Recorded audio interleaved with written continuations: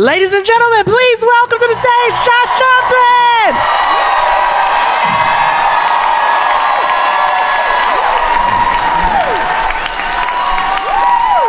So I saw this video for this robot butler. There's a robot butler that you can buy and bring into your home if you've never watched a sci-fi film.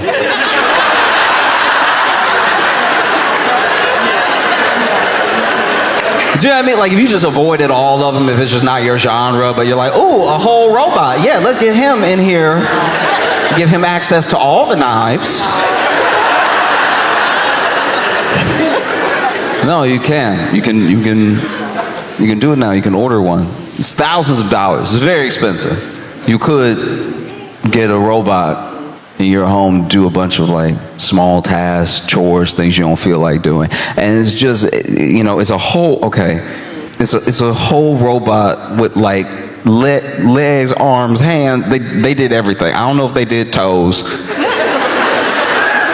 but it walks, and it just, the thing that freaks me out about this thing is that in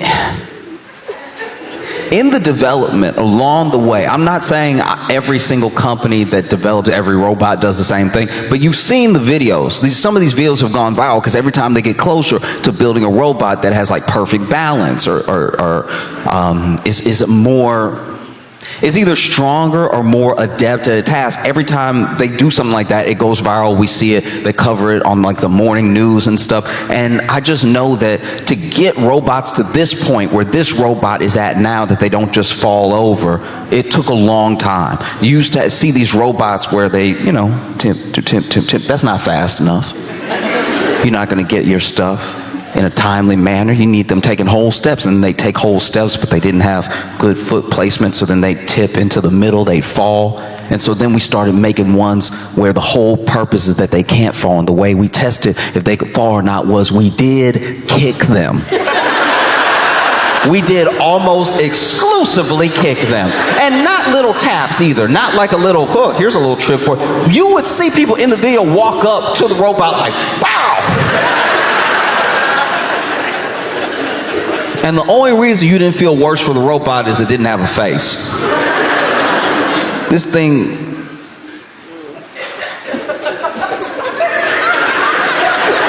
it looked very sad, and there was one, look, maybe I'm in my head about this. I swear when I was watching, because you know that dog they made like a dog first that couldn't fall, and I was like, so you just go kick a dog. I know it's a robot dog, but like still, you kick this dog and the dog got better and better at not falling, better and better at catching itself and everything, to the point where it got to where it would not fall. It couldn't fall, right? But beyond not being able to fall, they still, they got to run tests, and the tests were as sophisticated as bow, right? But there was this one time this dude ran up, kicked the robot dog, and the robot dog stumbled. And it's a millisecond. It's so short that I had to watch this video 3,000 times to make sure I actually saw what I saw. But like, and then for a split second, you saw it think about going like, but it didn't do it. It didn't do it. And I was like, yeah, but you've been kicking it for a year and a half. You kicked its brother, you kicked its stepdad, like you kicked. And so now you take all that kicking history and you go ahead and put that into a robot in the home that can regular walk. I don't know how tall they are, but you get a robot in your home that's taller than you a fool. Okay? I'm gonna tell you right now, if you gotta look up at your robot, you out your mind. If you yelling at your robot, I know you out of your mind if you over here, hey! That's insane. Because we also not polite. We've been taught to not be polite to the robot. That's been baked in now. I don't even know if you could, it would feel weird for you to be polite if you were polite. You know millions and millions of people every day say, "Hey Alexa," and you know what they don't say? Please. You want to know how I know that? First Alexa experience I had, I didn't like it. Because it was in the house, but I didn't know where it was. So I was like, all right, so you just inviting the ghosts in then. You way too comfortable with ghosts. Because sooner or later, because you don't know if your house haunted. So now you over here talking to Alexa all the time. Then one day, Alexa voice a little raspy. You don't even clock it. Now you in a whole murder house with a bad history and you don't even, you say, oh, this is malfunctioning. And you got a whole poltergeist going on and you over here calling Amazon.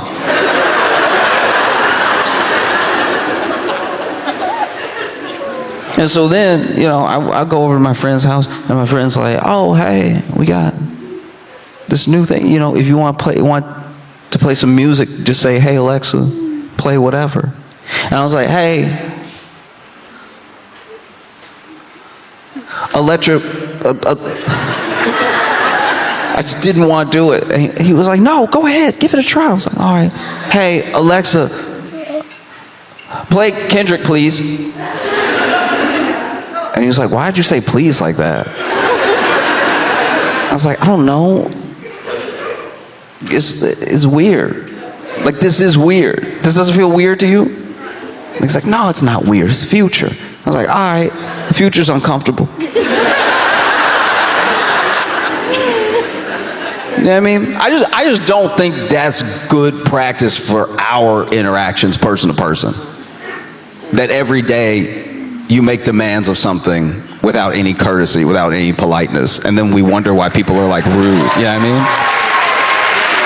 It's like more and more you're like, you get to the point where you're dealing with so much, whatever it is, you're dealing with so much AI, you're dealing with so many robots, and you start treating people like AI, like robots, like people who just sort of serve a function. It's like I remember, I was ordering some food, and they do this thing now just to make sure that you got your food when you do I think everybody does. I think Uber Eats, Grubhub, I think everybody does it now, where when they want it at the door. When someone says, I want it handed to me at the door, they have to take a picture, right? So then they take the picture, and it's usually just of the receipt of the bag, right? But then, he's like, can't take a picture. I didn't know about this new policy.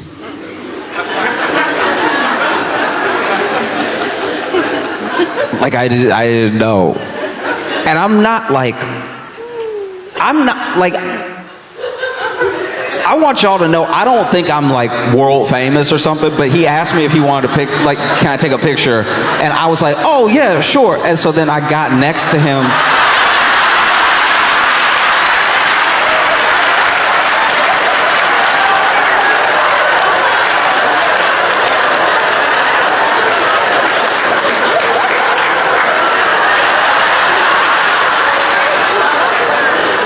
And I felt so bad for him because he truly didn't know what to do, because he was like, oh, I guess he didn't want to correct me. I guess he didn't want to be like, no, please stand away from me. I'm just going to take a picture of you. Because it also does sound a little weird to be like, hey, I'm going to take a picture of you, be still. That is a little uncomfortable. But then I had already walked out the door, and I'm side to side with him, waiting for him to lift the phone.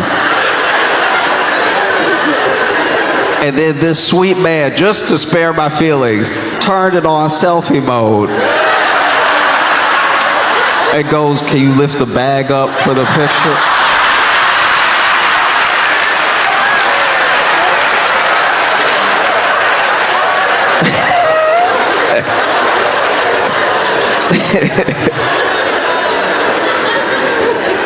I felt yeah.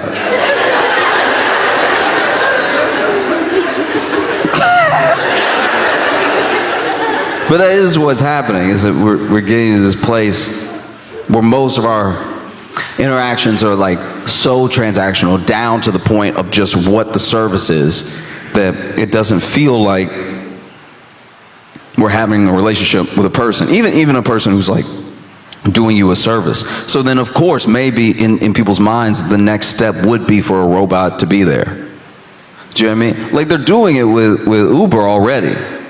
Uber switching to these driverless cars. These like Waymos, and it's like, to a certain degree, why wouldn't you? Because people get in their Uber and they don't want to talk to the driver. Maybe the driver doesn't want to talk to them either. And it's just, okay. It's almost a similar experience. You know? It's just the butler thing is so much more off-putting. Because it is, okay, it's too, I don't know, like why'd they have to give it a regular body? That's uncomfortable. Do you know what I mean? Like it doesn't even have like like if it had looked like a Power Ranger, then maybe, because like that's still a little too much like regular body, but just it having a regular body is just it is uncomfortable. And it comes in 3 colors. Comes in 3 colors. It comes in like tan, silver, and black, and like a deep black, like an onyx. It comes very black. That's not uncomfortable for anybody. That you can now buy a black. That feels awkward. Imagine you buy one of these Neo things, you buy one of these robots. And let's say it's doing all the tasks. Let's say it's really good. And then you invite one of your black friends over. And it's over here setting the table, not speaking.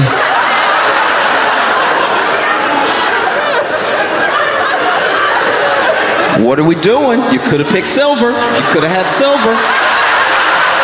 Silver was an option the entire time.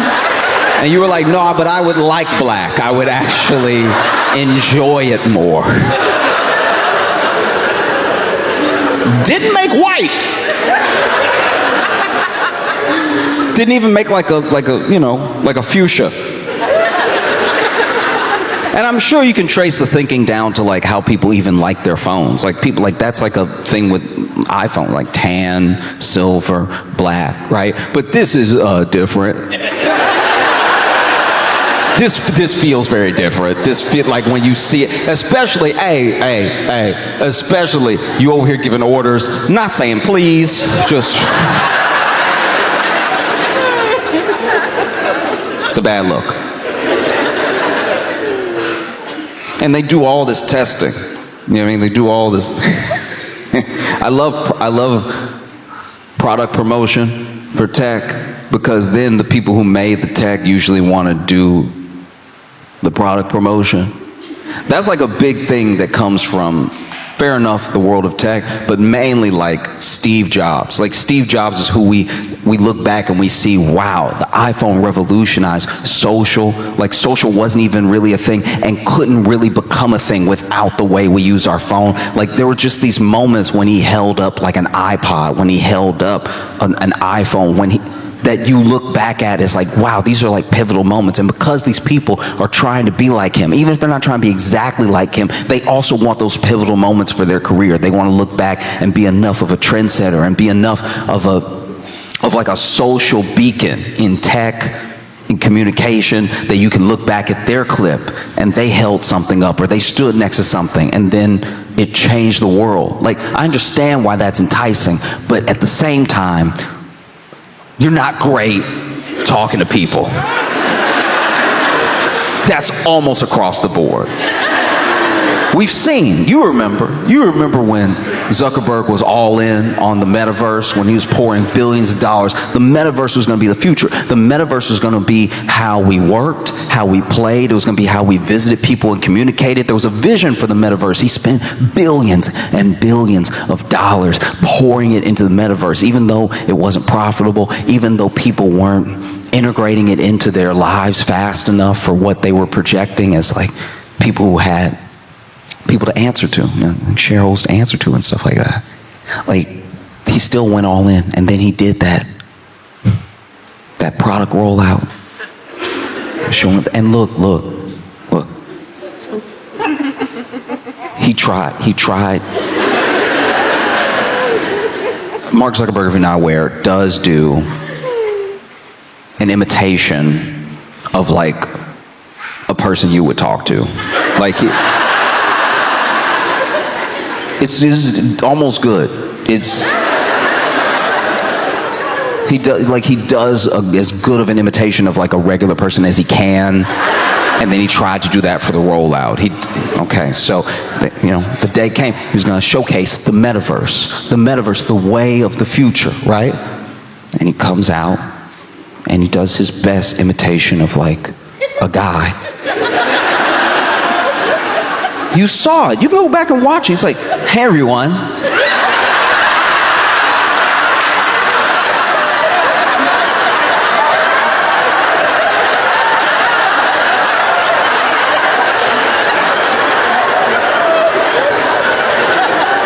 It's nice to be here today with you.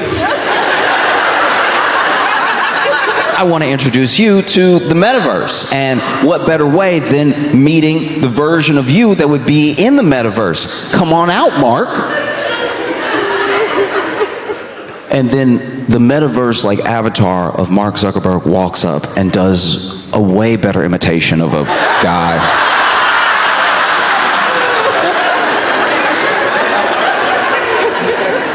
Because he's like, "Come on out, Mark." And then a Zuckerberg dressed exactly like him does walk up and go, "How's it going?"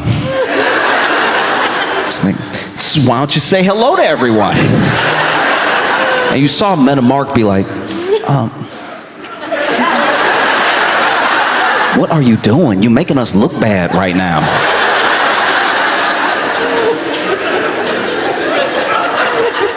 Because these things are supposed to be the future, and you look at how we've been working our way up to this point. Because we're not talking about like a Roomba. You know, a Roomba. That felt like what future robots should be. Do you know what I mean? Just like doing the function. It's small, it gets into the little space. Every once in a while it like runs into the wall hard enough that you gotta just redirect it. Do you know what I mean? Like you feel like, okay, if your Roomba ever really like tried to square up. Do you know what I mean? Like if your Roomba was ever really feeling froggy one day and got some attitude with you could be like, "Okay, all right.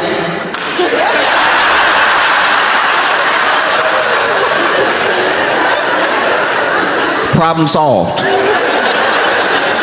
I don't know why you built this robot, this full-on robot butler with knuckles.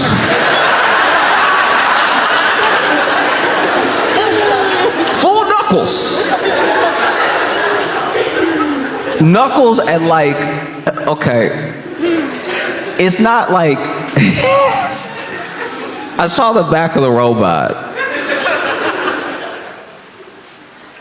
And it's not, you remember action figures when you were a kid and how they were just sort of flat and the leg could just like perfectly go up and then down and then like perfectly up and then down? I don't know what the function is, because once again, I'm not an engineer, I don't work in tech, I don't act like I'm smarter than any of these people, all right? All these people came together, made this robot. Look, you can make a robot, I can't make a robot. But turned around, this robot is like, it's not at a BBL level, but like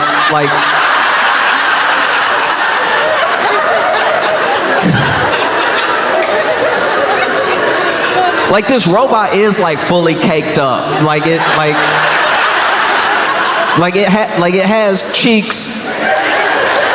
It has cheeks that are like visible, but like that's just the robot. You know what I mean? Like it's not like it has cheeks and it's like wearing clothes. Like it's just the robot, which means y'all made the cheeks. Somebody made cheeks. That doesn't feel wild to anybody else that somebody made Chick specifically. And then when they build a product like this, when you have a robot, when it's time to you building a robot, right? Everybody's got to have something to do. Because you want to do everything, right? You want to walk, and you want to not fall over or bump into walls. Okay, get the kicking guy. Kicking guy is going to make sure that your robot doesn't just fall over. He's going to kick it 10,000 times. Really make a friend. And then you're going to need somebody on head duty to make sure it is going forward, not drooping, whatever. You got to get somebody on neck, make sure it turns around and stuff. It just makes me wonder if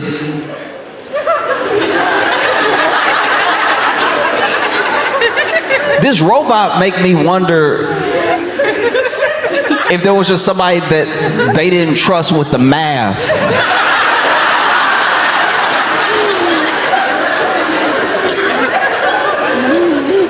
They didn't trust with the math, so that they were like, hey, we'll let you design whatever part you want.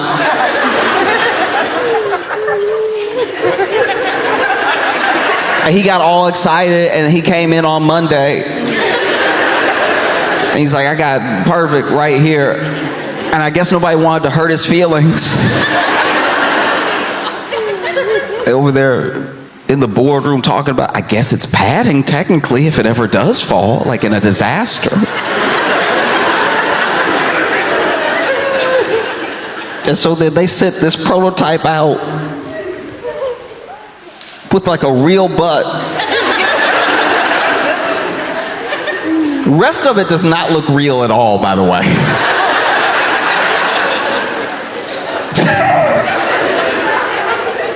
This is crazy.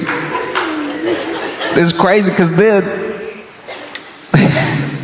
they have the person, whenever they do a product rollout, they do like a Q&A, or they do a test in front of an audience, or if it's like a pre-tape thing, they'll have somebody there asking questions that obviously the public would ask. And and so this person's asking questions like, how strong is it? And it's like, oh, it's very strong. It has all of this like power per square inch, however they measure it, right? And they gave it like, I don't know, it was a chestnut or a walnut or something like that, but they were like, can you go ahead and break this? Because, you know, once again, if you ever watch a sci-fi movie, that should be dust immediately. That should be, the robot should be able to be like,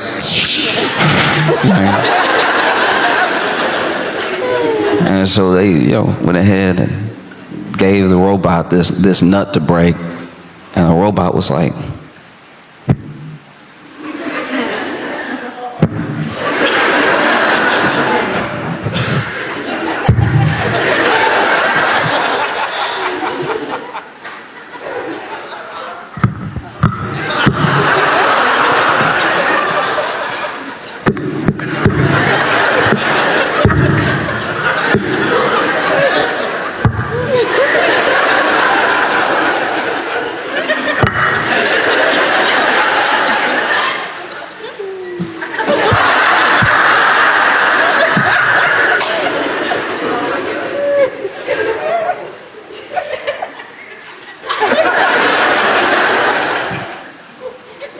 and I didn't see it break it.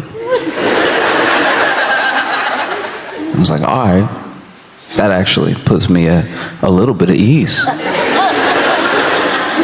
Like, genuinely it does. It's like, okay, I thought for it to have fingers, it has palms, it has fingers, knuckles.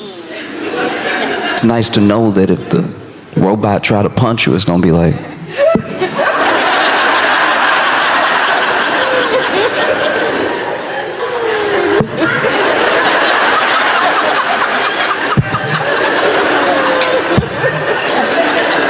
yeah, I mean, like, it's kind of nice to know this robot can only kill you if you already dying.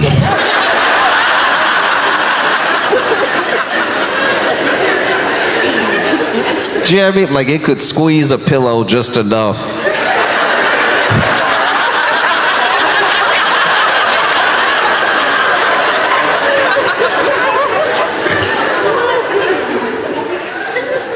Because to a certain degree, this is supposed to be the future, right? The future is supposed to be as convenient as possible. Absolute convenience, so you get your time back, and so your life won't be as hard. Here's the thing though, like, I'm gonna stay on this thing probably for years, because products like this keep coming out. This is my thing. If you've ever met somebody who's had a very easy life, very convenient life, that has never really been through anything, has never had like an obstacle in their way, they almost always, without a doubt, suck. Like really bad. Like these are the worst people in the world. Like when you meet them, you're like, that's terrible. That's terrible. And you find out because you're always there when the first thing that has ever happened to them happens to them. The first time anything has ever happened to them, it happens in front of you. And then you're like, all right, well, let's figure it out, because you've been through things. This doesn't even register for you. This is like a 5 for them on the Richter scale of an earthquake, and their life is over. You know what I mean? They got a flat tire, and life is over. They're not in the city right now, and they have a flat tire. What should they do? I guess they have to die here. See, they'd never really been through anything, and anything that almost happened to them, they got to ask their parents to take care of it, and their parents took care of it, or they just played dumb until somebody else did something about it. And now, in this moment, what a terrible career-ending day. You got a flat tire. What are you gonna do? What's the plan here? And they panic. They want to call their parents to do something about it, but their parents are,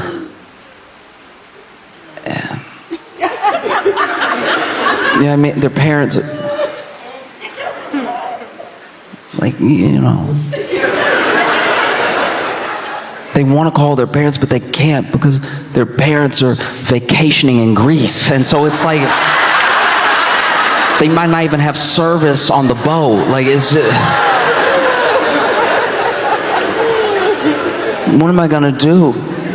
Never been through anything in their entire life. What am I gonna do? They look to you.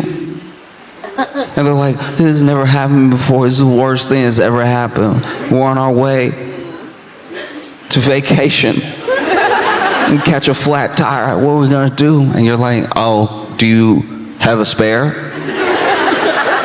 And you hear them say, is that what that is back there?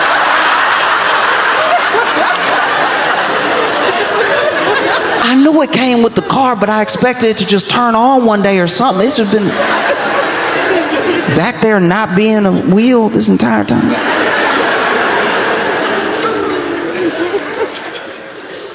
You know, and if they didn't have you there, I don't know what they would do. And so we want these lives of convenience. We want these lives where everything is out of our way, where nothing that we don't want to do takes up any time. But then what kind of person does that make you? I'm not saying it's fun to do all your chores or wait in line, but it is a human experience. This is your life, you know? Sometimes there are things that genuinely suck. I've been at the airport before for 36 hours. There was one time I was at the airport and I couldn't get out, and then here's the thing, if I decided to live there, I could have left. But I have been kept on such a Ferris wheel of mistakes, canceled flights, delayed flights, and just general annoying small tragedies that I just ended up staying in the airport. I almost slept at that airport twice, right? But at the same time, I had a lot of good experiences, even in that time, even when I was waiting. Turns out that airport did have pretty good food, so I ate very well for the few meals I could muster. Already a bathroom there. I can get adventurous. I'm just saying, sometimes people at airports will sell you like tiny spicy chicken or something like that, and you're like, all right, I'll just have it, not realize that like it is spicy, and there is a bathroom on the plane, but like traveling spicy hit different. You know what I mean? Like it just, if you traveling spicy, it's doing something to your life you're not ready for. There's nothing like being in a car and you traveling spicy. And now you looking at exits. Every exit, you're like, no, you know when you traveling spicy, you gotta breathe it out.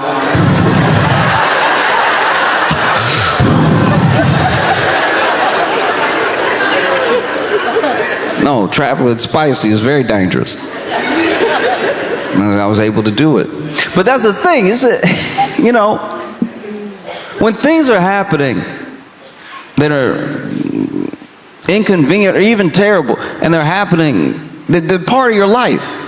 You can either just hate your life, or you could be like, this is my life for a little while. You know? Anyone who always wants, this is gonna sound harsh, but just hear me out. Because I have friends who every single inconvenience, they just want to be over already. And I'm like, okay, but if you tried to speed run every single thing that ever happened that was not convenient, do you know how little life you would have? Your life would be over so quickly. Your life would be over if you were like, oh, I just want to get out of this conversation. I just want to get out of this. I just want to get out of this line. I just want to get out of this airport. I just want to. And you're missing your entire life. You know? Oh, I just want to get out of this conversation. What if they about to say something dope? You know what I mean? What if they're about to say something very cool? What if they're about to say, wow, you're such a good listener. Almost nobody listens to my stories. You want to chill at my vacation house? What if that was just about to happen? And now you can cut the thing short just because they were going on and on about whales.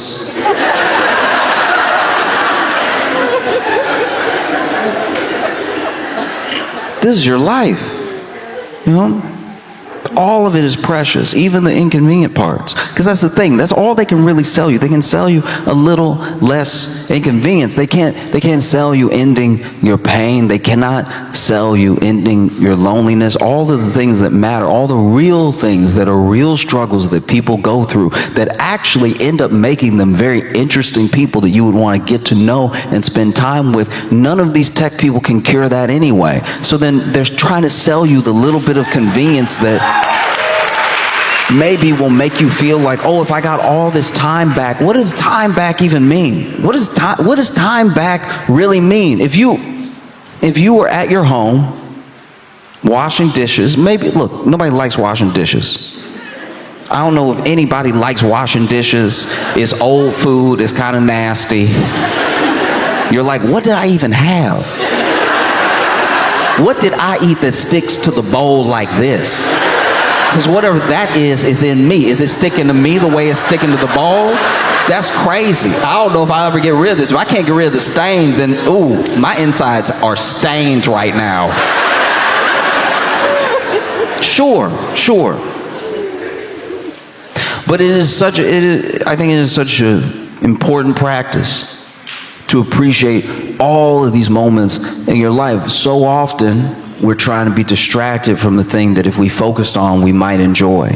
Because I'm not saying all of a sudden you'll love washing the dishes, but I think while you're washing the dishes and while you're sitting there thinking, maybe thinking about your day, maybe thinking about nothing, maybe thinking about the dishes, you could come potentially to an appreciation of the fact that you have a home. You have a home where you can cook your meals. You have dishes. You have dishes that you can use to serve your family, food that you worked for, that maybe something good can come of it, you know? Because this robot, I don't know, it's so expensive. It's so crazy expensive. Like it's so much money. Why don't you just hire a person? You could hire a person. If you have robot money and you've never seen any sci-fi, still hire a person. You could watch movies with your butler. You could make that one of the jobs. I need you to do windows, floors, and hang out. Like I do need a friend. I've been very lonely. It's incredibly important to not take for granted all those things that, even though they're inconvenient, they're a part of your life, you know? I've made friends doing things I didn't want to do. Like there were moments where I was like, oh, this thing is taking up my time, or maybe I'm delayed. You know, sometimes you get delayed, whether it's the train, it's the airport, you're waiting on a bus, you get delayed. And you don't want to be delayed, you want to get where you're going, that's why you want to go there. I understand. But everyone's delayed. It's the same problem everyone has. And everyone having the same problem is one of the fastest ways to build community. You know? Because now everybody's upset that you're delayed. And there's always that one person that isn't traveling with anyone. So they kick it off for everybody. Oh.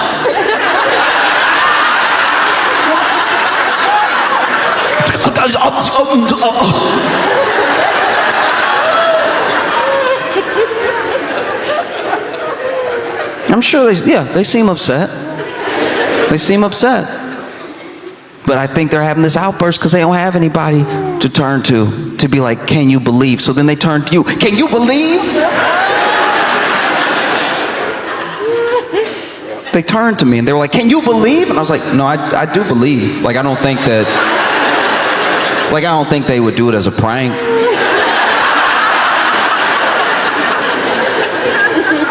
Like, I do believe them when they say it's not here yet, because I also looked out the window and it's not here yet.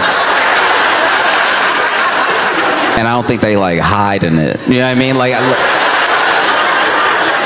it'd be a very bad prank to be like, we gonna tell them the flight not coming. You know how people love that, right? Like, that's one of my favorite things. I can't believe they didn't do that on Punk'd. I can't believe that Ashton Kutcher didn't delay a whole flight just so that people could be like, and then, no, it's fine. It's fine, it'll be okay. It'll be all right, you know? And she was like, yeah, maybe if it gets here, you know, it'll be all right. But it'll be all right. I was like, well, what is it? What's wrong? What's wrong? She's like, I have somewhere to be. I'm supposed to meet my grandbaby. I'm supposed to meet my grandbaby. All right? And immediately I had more empathy for where she was coming from, because she wasn't just upset the flight was delayed because she likes being a problem. She is a grandbaby to me. I've never had a grandbaby to meet, but I imagine if I did, I would be in a hurry. I have a grandbaby to me. I was like, oh, really? You have a grandbaby? How old? And she's like, she was born 3 days ago. And I was like, wow, 3 days ago, okay. It does sound like you got plenty of time to get over there, because 3 is, you know what I mean? Like, I'm just saying, like, she knew, like that. You know what I mean? Like, she got a whole life ahead of her, and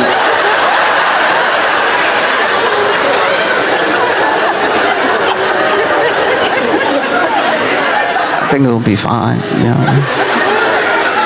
I was like, do you have any pictures? And she was like, oh, do I have pictures? And then she showed me pictures of her brand new grandbaby, and it was incredibly sweet. We sat there at the gate. I didn't even mention to her that I had been at this airport for 32 hours.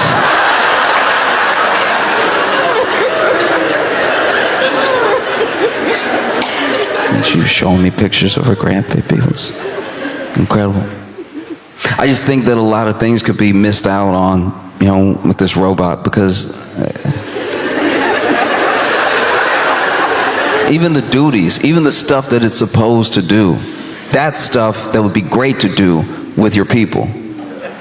You want this thing to cook for you or whatever, why don't you invite your friends over, you have a meal together. That's a memory. Now you're not like laying in front of the TV waiting for this robot to finish. A robot, by the way, that if it came down to some nuts in the dish,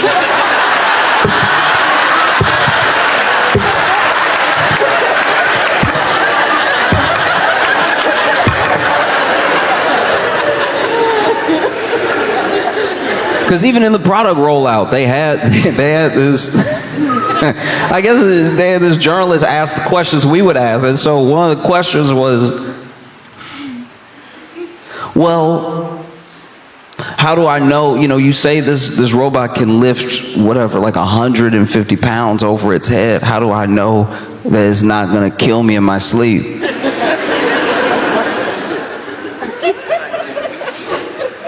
If you're worried that your black robot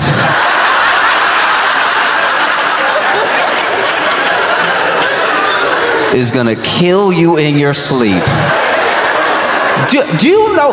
I'll tell you right now. I'm not a scientist. I'm not into tech like that. I'm not an engineer. I don't.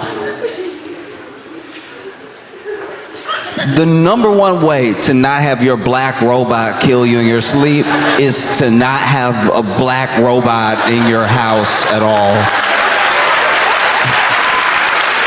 I love watching Valentine's Day from afar. I do. I love watching, because this is one of the only holidays where if we see an incredible romantic gesture, like just something over the top,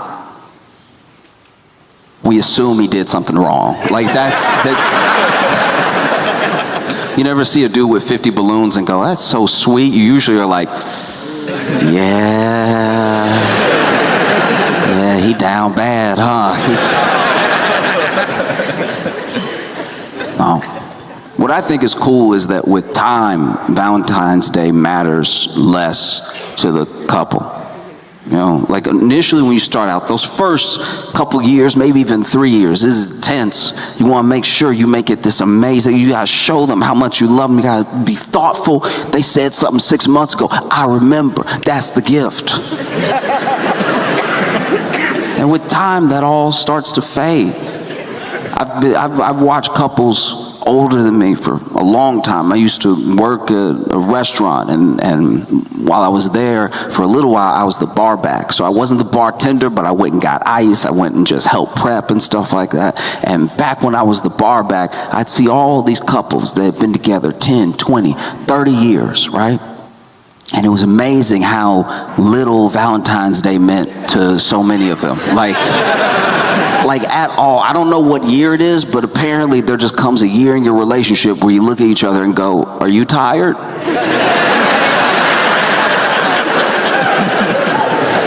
Me too. We could do nothing. We could do nothing.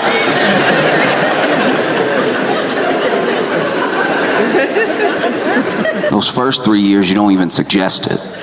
Those first 3 years, no matter how tired you are, you're like, no, we have to go to this restaurant. We have to go to this restaurant and have a good time and spend all this money for everybody on Instagram. Because I love going to a restaurant on Valentine's Day and just listening. Like one of those restaurants that's got a Valentine's Day tasting menu, so you know it's all couples in there, and just sit there, take the AirPods out, and just be a witness, Because those are the funniest fights. Y'all are already there. Y'all are eating. Y'all are cutting food, cutting food. You can tell from the way that they're cutting the steak, this is not a good night. You're supposed to cut it with the knife, not the fork. I love a good quiet fight. I love when they lean in and they're like, not here.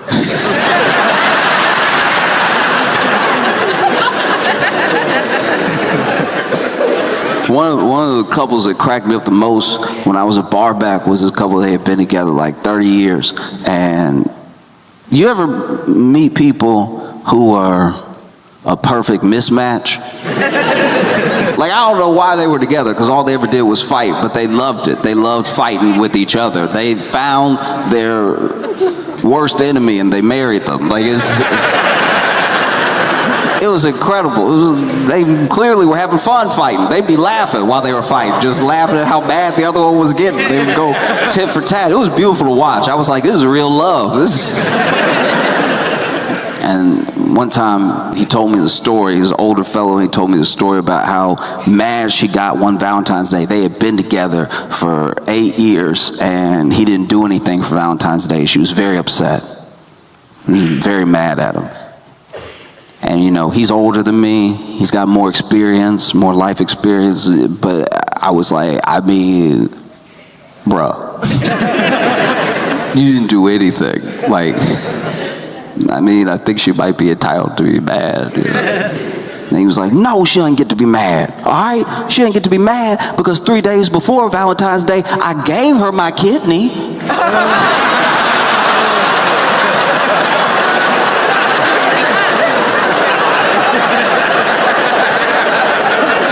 How am I gonna give you my kidney and then you still want something? You want kidney and chocolate? You're not getting it. Kidney and chocolate is not happening, all right? You get one or the other. I bet you want one more.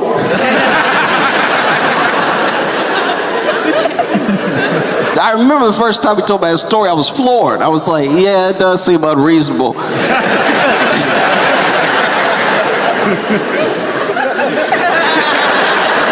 You know, you waking up stitched up and everything. And she's like, well.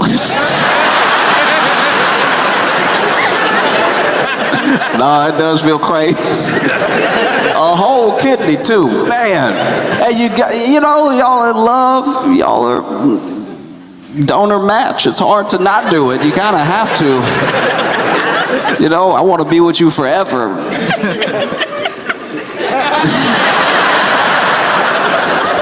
And he used to love to tell that story. He would basically tell that story every Valentine's Day that I worked there. He would tell that story because he thought it was so funny to make her mad all over again about how he didn't do anything.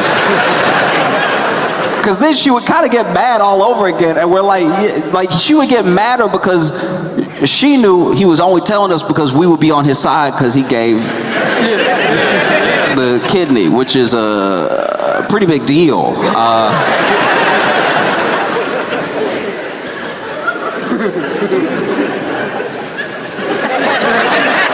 And finally, there was 1 year I noticed that I didn't see them.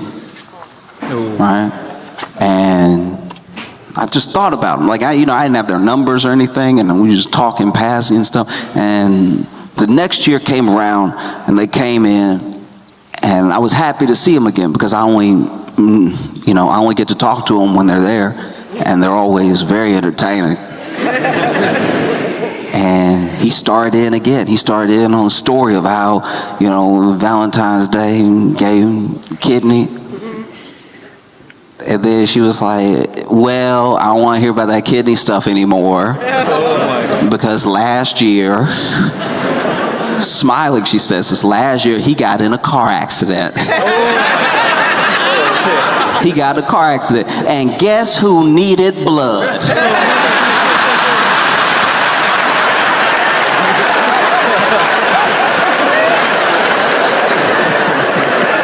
And then I watched them argue for 45 minutes. For a good portion of my shift, I watched them argue about the merits of blood over kidney.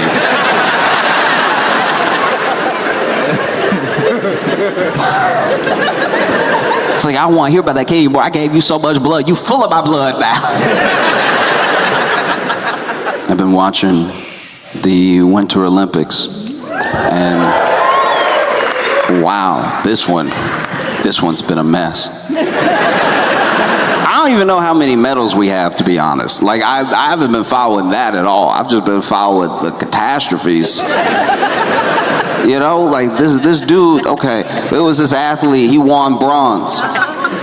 He wins bronze, he walks up to the first camera ready to talk to him. And they're like, how do you feel about your win, right? And he's like, hey,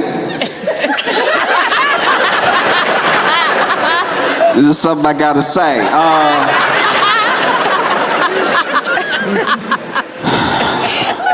6 months ago, I met the love of my life. And because I didn't know where it was going, I was sure this dude was about to propose. I was puzzled. I thought this dude was about to propose, which already seemed like a bad idea. I'm like, I don't think she here. Like, if you're taking an interview on the course, unless she's behind the cameraman, I don't know if this is a good idea, bro. And it's like 6 months ago, I met the love of my life. And 3 months ago, I made the biggest mistake of my life.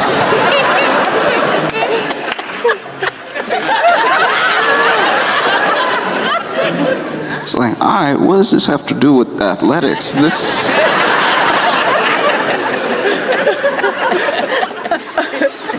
Okay, tell me more. I made the biggest mistake of my life, and I cheated on her. And I was like, oh, that's why she's not there, okay. This is making sense now. And I cheated on her, and you know, I told her last week, and this has been one of the worst weeks of my life. She broke up with me. I've been racked with guilt. And look, I know he wasn't done with the speech yet, but in my head, I was like, oh, I wish I could have talked to him ahead of time, because a couple pointers. The fact that he's like, I told her last week and I've been racked with guilt for a week, I'm like, ooh, okay. That does make it sound like you didn't mind the other 2 months.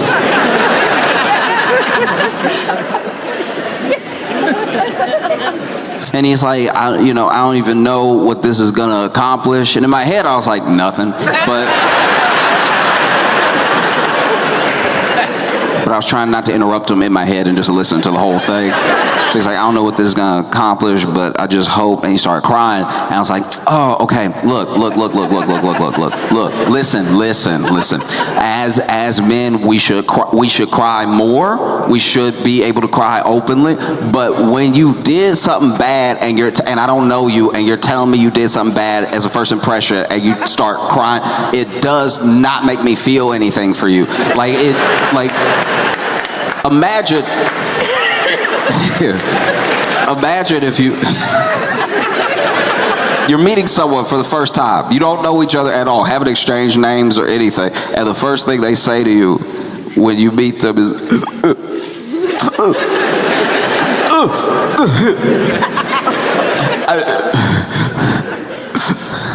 I didn't want to hurt him. Yeah, like, oh, get away from me. Get away from me. Uh-oh, all right. You about to make me pray. I will rebuke you in your face. No. And then, he's like, thanks so much. Pretty sure he walked away without answering the question.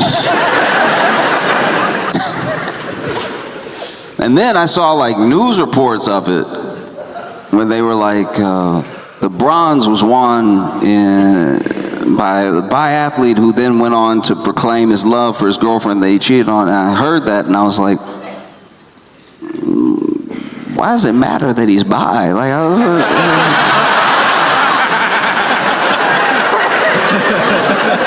Doesn't really seem like part of the story. And then I did the mildest amount of Googling and found out that there is something called the biathlon.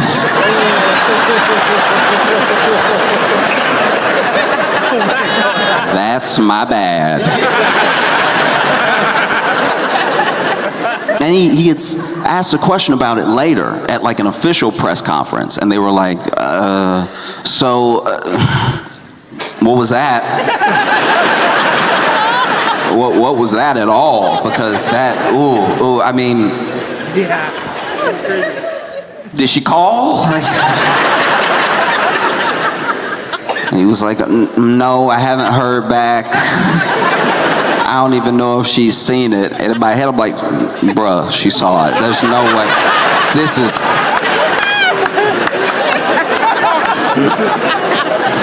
And I don't know if she saw it. I just, basically embarrassed her on a world stage. So I have no idea if she saw it yet. And then he's like, yeah, I don't know. Maybe I just blew up my whole career. And I was like, maybe? And then in the Olympic Village, it happened again. It happened again. They don't learn from anything. It happened again to the Olympics again. In the Olympic Village, they done ran out of condoms.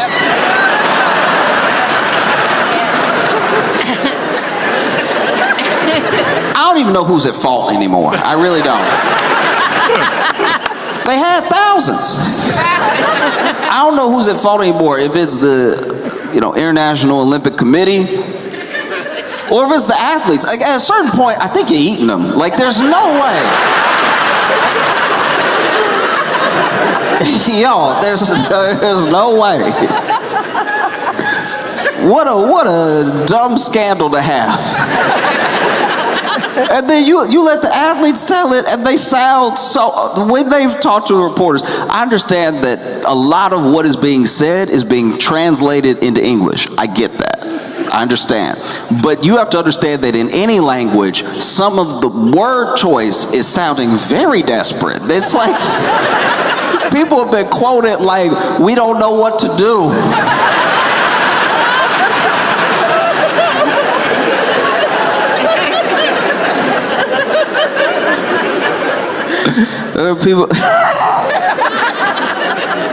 There are people quoted sound devastated, We don't know what to do.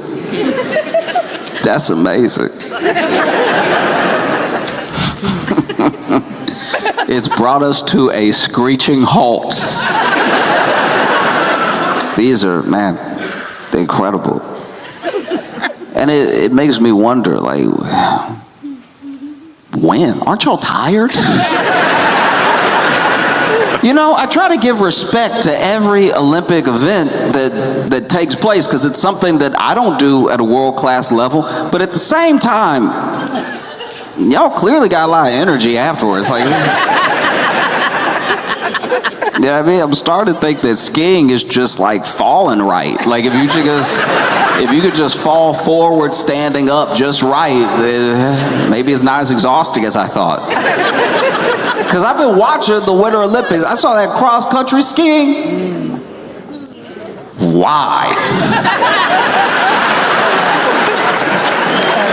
That cross-country skiing looks like one of the hardest things. That looks like what they should make you do if you go to jail. Like that cross-country skiing just seems crazy. It seems like it'd be faster to run. Like, why? I'd be so mad if somebody took me cross-country skiing. I'd be furious if somebody took me cross-country skiing. I've already never been skiing, right? But if somebody took me cross-country skiing, especially before I knew what it meant, because I found out this year.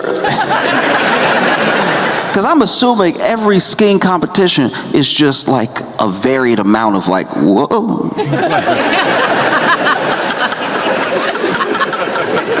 You know what I mean? Like, even sometimes they got bent sticks, sometimes they got straight sticks. Y'all know what I'm talking about. Sometimes no.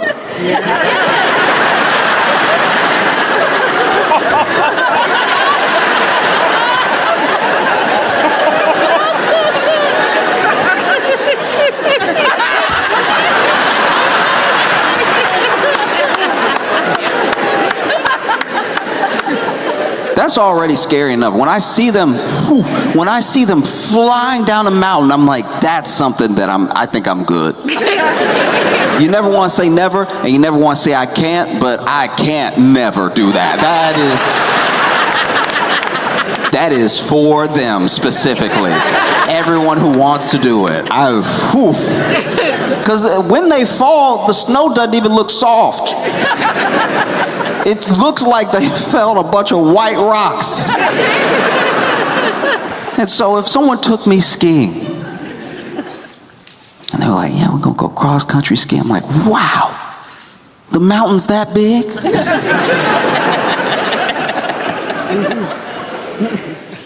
And then, thank you. One friend caught it. But then, in my head, it's like, okay, whether it's a bunny slope or it's like the black diamond thing or a ruby, I don't know what they do.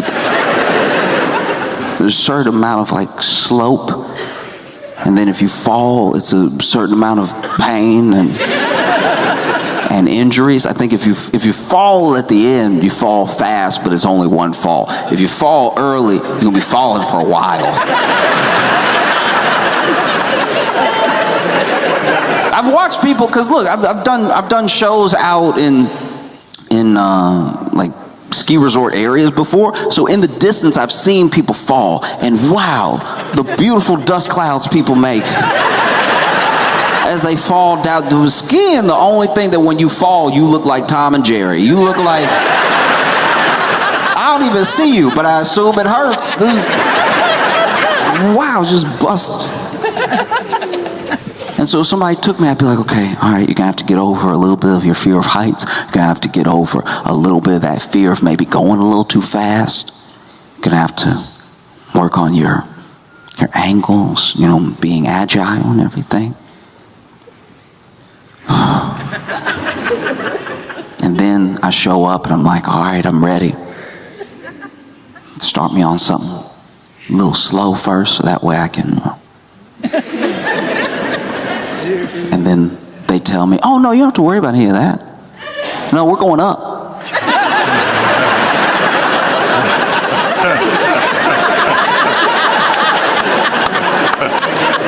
Do you know how offended I would be if someone took me skiing to come work? That's... Because then you watch this guy, the dude who, one of the winners I was watching, and he was going, doing 6-minute miles. 6 minutes it took him to clear a mile with skis on that he didn't need. Skis that shouldn't be on his feet, 6 minutes. You might as well have just made him hold a cinder block and run as far as he could, as fast as he can. Oh. Some of these sports are insane. Like I always thought I liked the bobsled because of Cool Runnings. Every Winter Olympics, I tell myself I'm a watch the bobsledding and I'm a root for everybody black.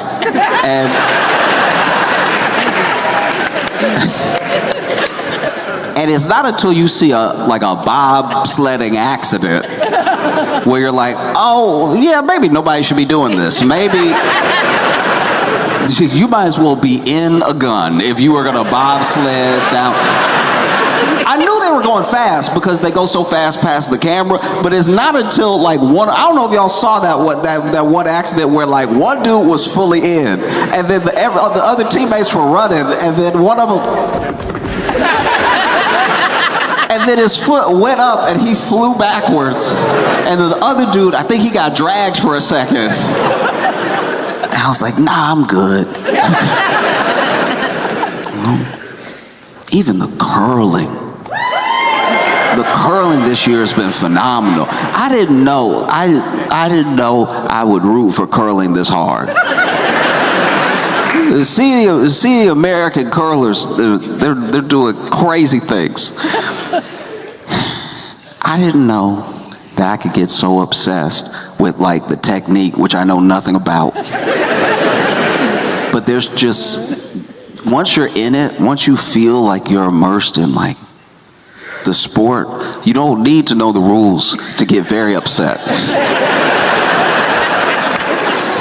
They had that moment because you see them, right? You see them, they're over here pushing the thing.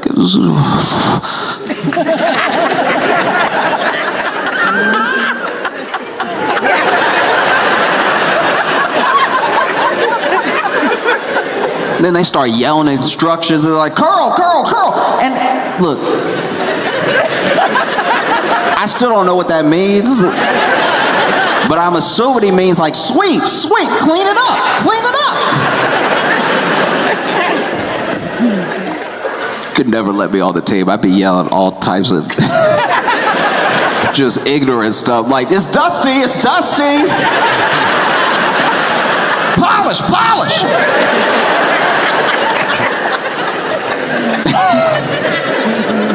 And when you see them knock when you see them knock 2 of the stones out and keep their stone in, I lose my mind. I lose my mind every time. I thought I didn't care about this sport. I thought I liked it and I'd watch it a little bit if it was on, but then, whew, when Canada and Sweden got into it, some of y'all don't know about this. Okay, so Canada, now once again, I don't know the rules. I don't know the rules at all, so I don't even know if anything bad happened. But Sweden accused Canada of cheating to their face.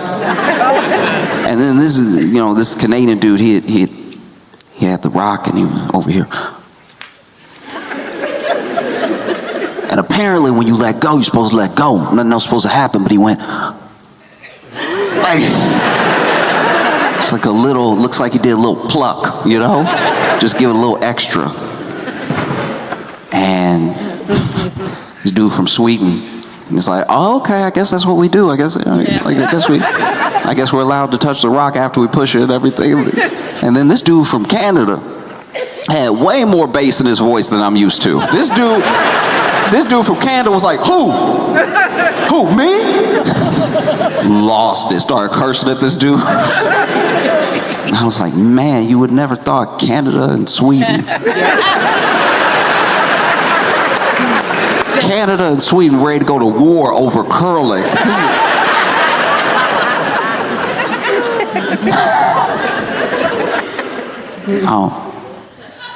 I think it's phenomenal. I've been watching it. And I like to guess if it's a good throw or not. Because some of them let go, and as soon as they let go, I'm like, no, you done ruined it. Ooh. And they'll be sweeping.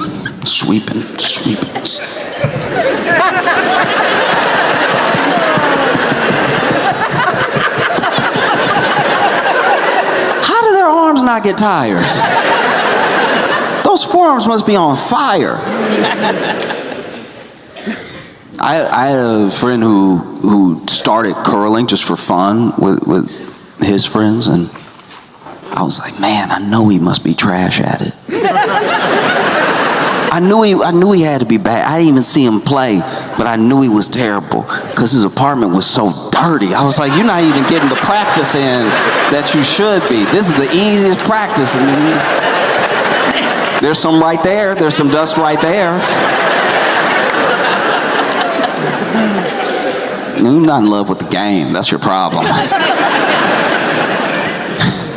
In the ski jump, I'll be honest with you, I didn't know how ski jumping even worked. Anytime I watch skiing, I'm in awe. I'm like, all right, that's far to fall. But the ski jump specifically, because that one, you're going down the hill as fast as possible, and then you shoot off. You shoot off. You just explode forward into the air. It's the one, if you don't know what the ski jump, it's the one where they're like on it, but then they do this.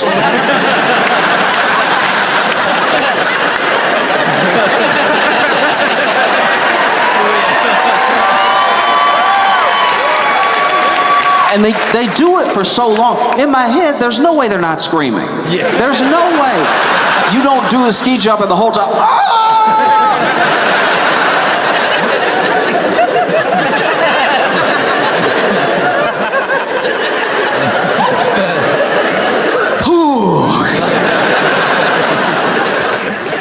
And this team from Norway was disqualified. Like, even the equipment people were disqualified because they tried to cheat. Basically, what they did was they added a couple extra stitches to the crotch. I didn't think that was a big deal. But that's because I don't really know physics. Apparently, the ski jump is all about lift and drag and all this other stuff that I probably should have paid attention to my sophomore year in high school. But basically, by adding a couple extra stitches and a little extra room in the crotch, when they expand, they become an even better flying squirrel, you know? because the crotch is sort of center of mass. It wouldn't help to put extra fabric on like the shoulders. The crotch is really where it's at. And so as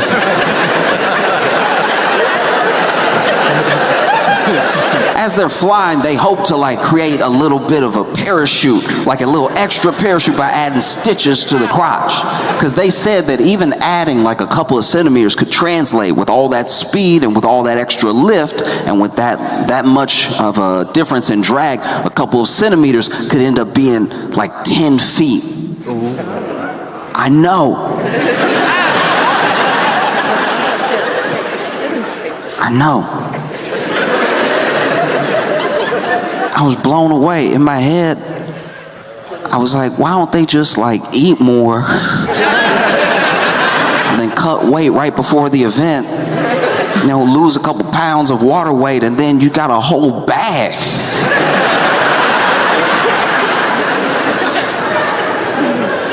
Even the opening of the games was wild, because the opening of the games, when J.D. Vance got booed.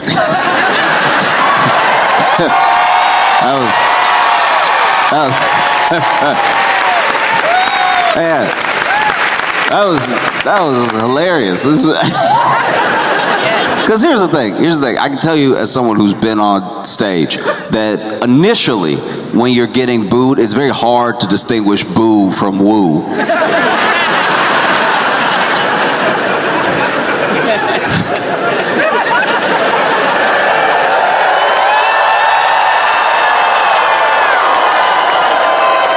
Initially, I heard the W, but then y'all gotta understand the rest was noise.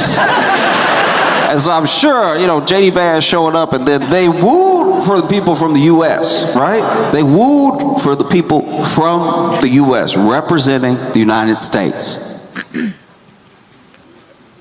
And I don't know who was upset. I don't know why they did it, but they decided to throw J.D. up on the screen. You gotta understand, JD wasn't walking out with them. He was just there. And then someone threw him on the screen. And not since the Coldplay Kiss Cam have people been this upset. This is... People were mid-woo. They were mid-woo for the people from the U.S. All these athletes, woo, ooh, yeah, Aaron Jackson, get it, yeah, woo. As soon as they saw JD, like, woo.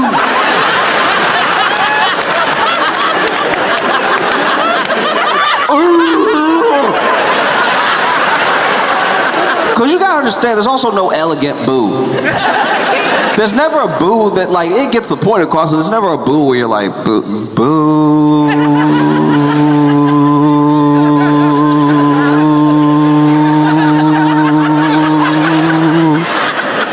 No, every boo I've ever heard of, every boo I've ever heard just sounds a little exhausted at the end. Because woo, you now want to stop so that you can enjoy the thing you were wooing.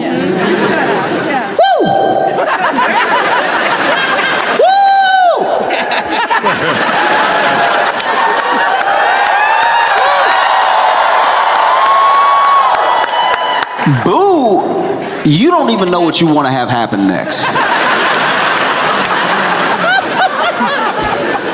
Because once again, JD did not walk out with them. Somebody threw him on the screen. And then he was looking up at the screen. And people... I love the way a boo is. Because boo usually is, you just run out of breath. Woo is with love. Boo is with so much, hey, you didn't account for how much air you needed in your lungs to start the boo. So when you woo, that's why some of them are short and they still get the point across. You know, like, woo, yeah.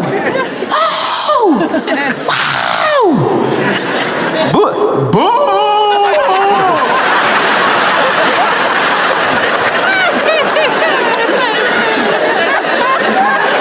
Boo! Boo!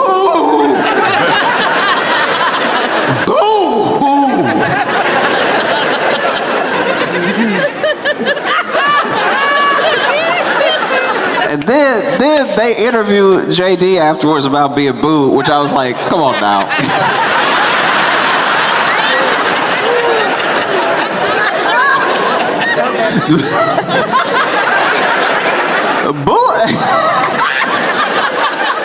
Booing somebody is bad enough, but interviewing somebody you're only interviewing them from being booed. He didn't do anything athletic. He didn't. They're just interviewing him because he got booed, which I didn't know was worthy of an interview. I feel like everybody said everything they needed to say.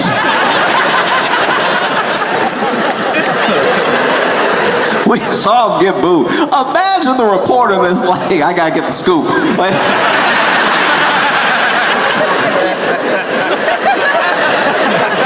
this dude got booed. We know what happened. There's no more investigating you need to. They ask him like how it felt to be booed or what his reaction was or anything. It's like, man. That would be like if the school newspaper was like, why you going to the dance by yourself?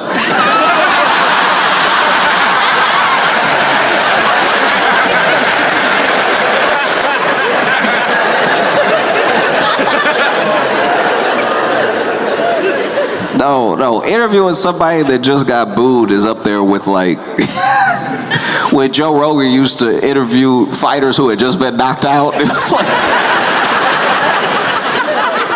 Joe Rogan rolled right up to him. How'd that make you feel? And they're over here. I can't wait for the fight to start, Joe.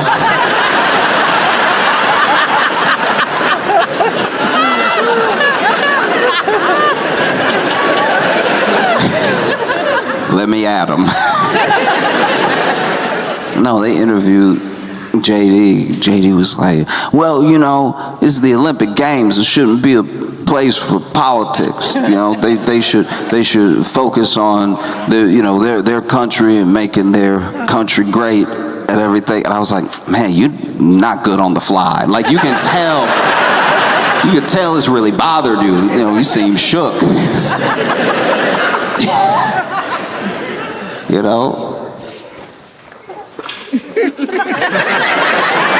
No, it's just funny because it's like, it's the Olympics. It shouldn't be a place for politics. I'm like, it sounds like it's not a place for you. Like,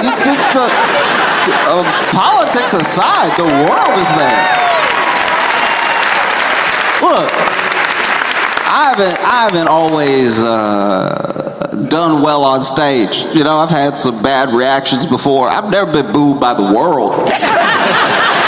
That's great. I've never gathered people together from all parts of the world and heard a resounding boo!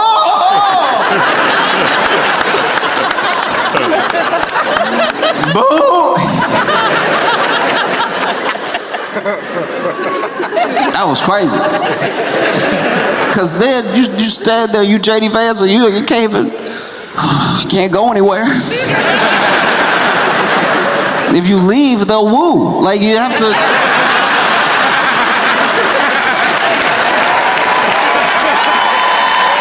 Tell you what though, I've been reading as much news as I can about it, and there's no way to be fully up to date because it's all still developing.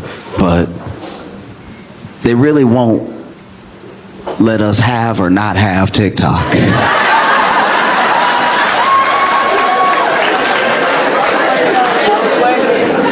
There's so much conflicting news. I've never seen so many notifications on news notifications that said maybe.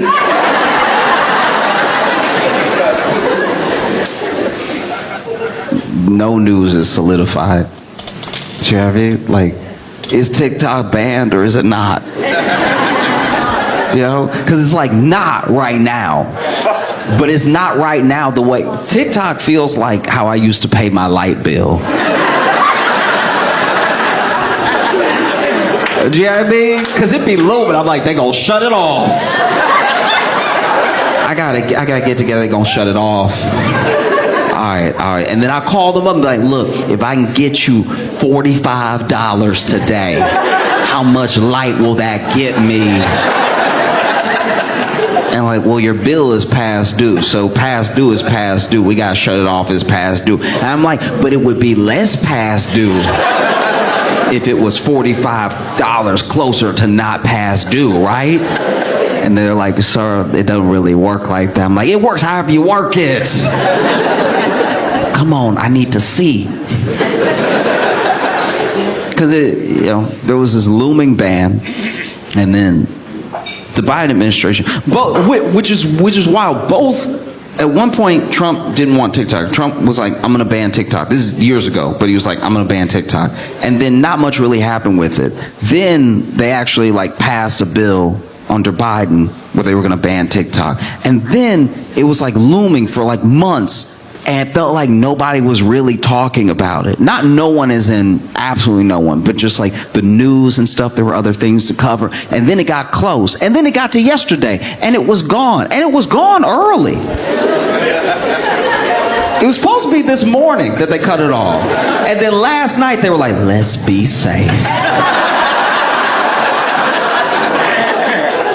And they shut it off. But when they shut it off, I was like, I don't know if they really needed to do we had 4 more hours here. I was looking at the way I look at my light bill. If they had cut off my light early, I'd be like, just because I don't have the money doesn't mean you got to take. Now you owe me 4 hours of light. That's 4 hours where I better see at night. We have so little faith in our government actioning anything that we were like, nah, it's probably not going to get banned. They said that, but they say stuff. That's what they do.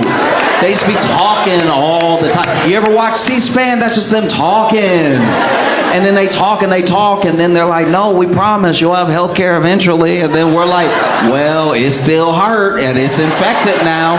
So I guarantee you they're not going to ban it because I've been sick. Been sick, and they said they were going to help me, and they still working on helping me. So there's no way they could do one thing before the other. They got to help me with my sickness before they ban the app. Oh no, they did it. Okay, wow.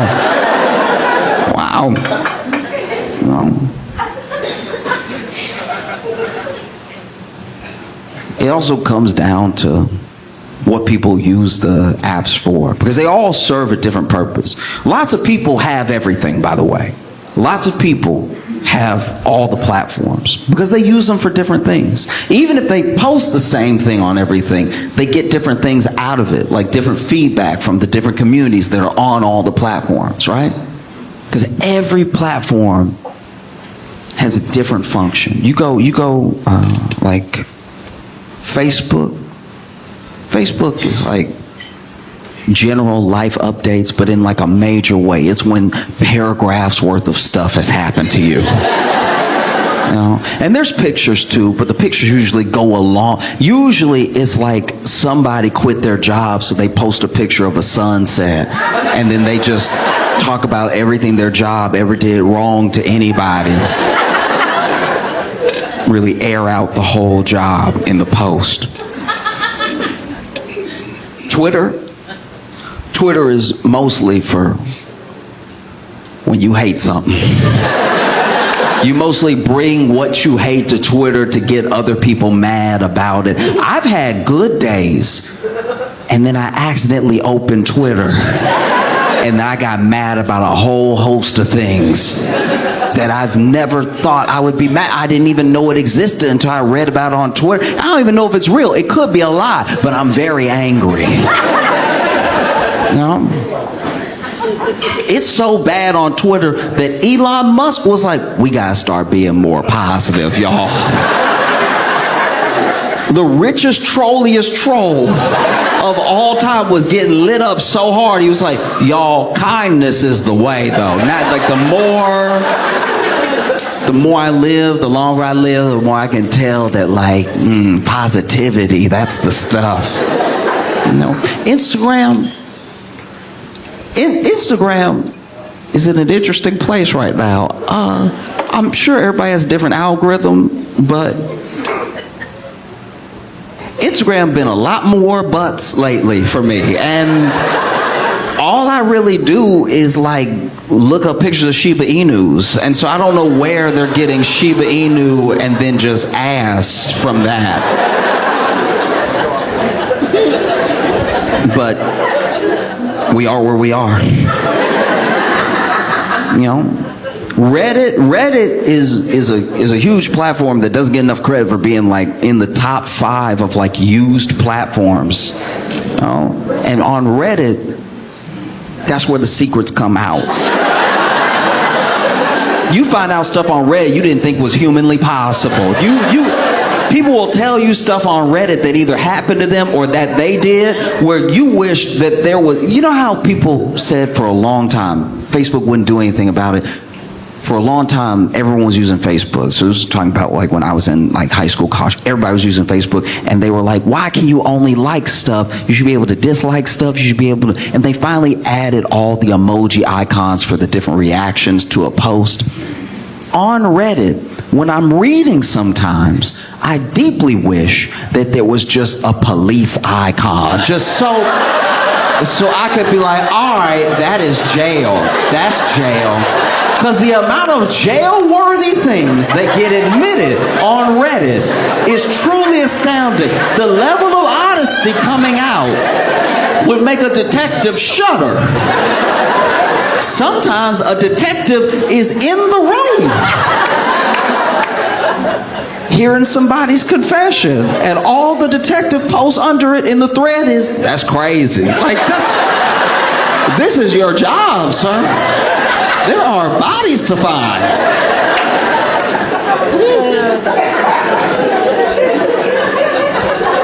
And then TikTok served a new purpose. TikTok was in this really interesting place. I don't know if it still is to everyone, but it had the jump. It had the corner market when it came out on like authenticity.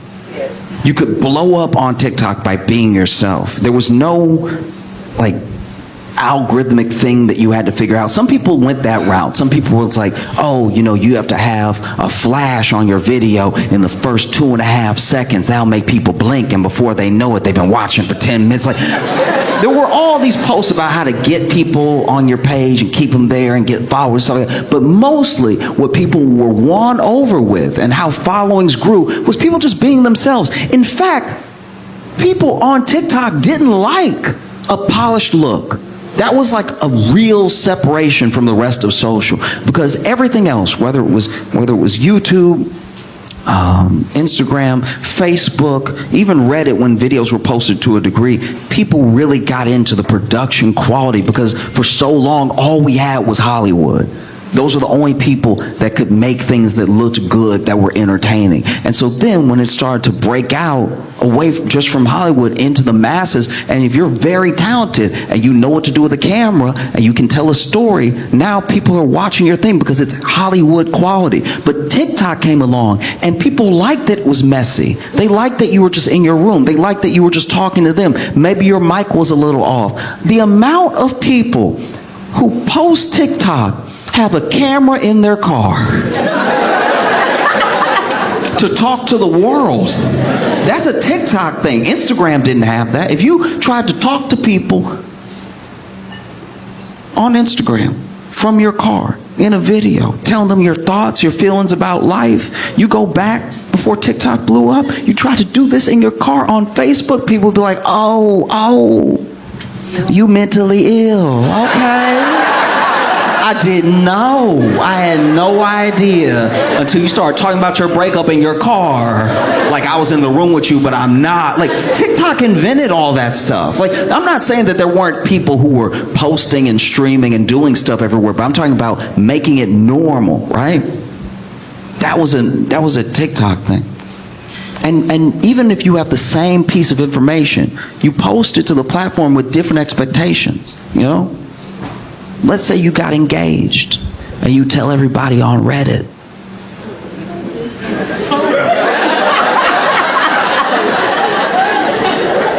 Not everyone, but a lot of people on Reddit, you post your engagement photo, for some reason they'll rip you apart. For some reason, they'll really come for you like, why are you so tall? Of course, another Chad gets a girl.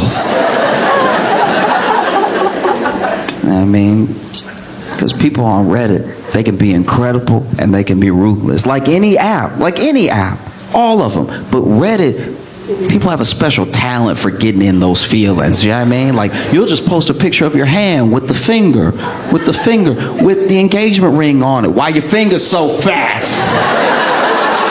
I'm surprised you got it on. You're gonna have to leave it on for the rest of your life. It's never coming off now. I hope he the one, because that ring never slipping off. You could have all the butter in the world, okay? You post your engagement to Twitter. Good luck. They may not rip you apart, but you may be served with like an entire essay about how marriage was actually this form of slavery that's been used by the patriarchy since the beginning of time, but really in feudalism to control women and stop them from finding any joy or autonomy of their own. And every time they try to break away from this sort of structure, they get beat back down by other women, actually, with the expectation that they're going to build a nuclear family, because without them, the country will fall into shambles and it'll all be their fault. I mean, everything is a woman's fault when you think about it, but for the most part, this one thing will be their fault because it's them actually doing it, you know what I mean? And then you'll get to the bottom and be like, I regret posting.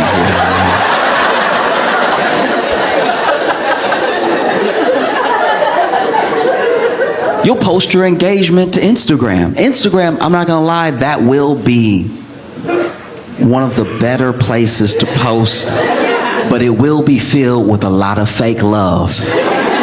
It'll be filled with a lot of comments like, oh girl, you look so good, oh wow, and what a beautiful, the lighting and everything. Where people on Instagram go to talk trash is the DM.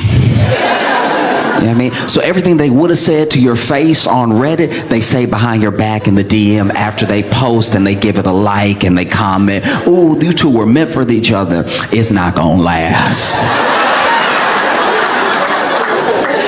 Post is here, DM is here, and people going back and forth. They'll start a whole thread under you. They'll start a whole thread under your post about how perfect y'all are for each other. I remember the first day that y'all met. It was so sweet, and he asked if he could buy you a drink. He's a total creep. I always knew he was a creep. At least she got him off the streets.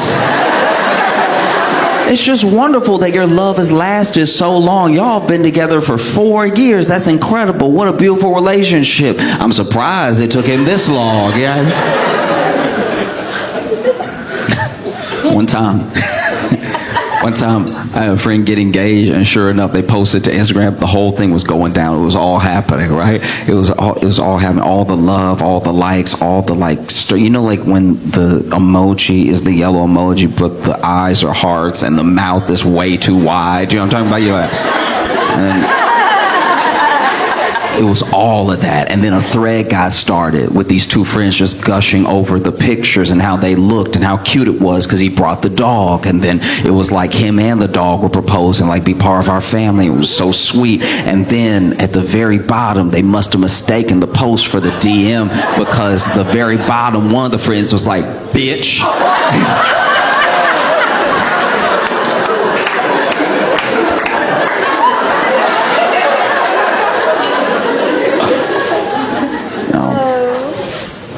You post your Instagram, you expect certain things, you know. You post your engagement to TikTok, anything could happen. Because once again, the thing that led people to people was their sort of authenticity. So if you post to Instagram, now the parasocial relationship that gets built on Instagram is different, because those people are like people that you probably kind of knew. Facebook used to just be people that you know. And Instagram made it more popular to have friends that you were never going to meet, but you do know, right? TikTok now has completely lost that sort of connection, but there is a parasocial relationship from the amount of time someone has been following you. So you post your engagement to TikTok, and people are either over the moon for you, or they're like, why am I seeing this?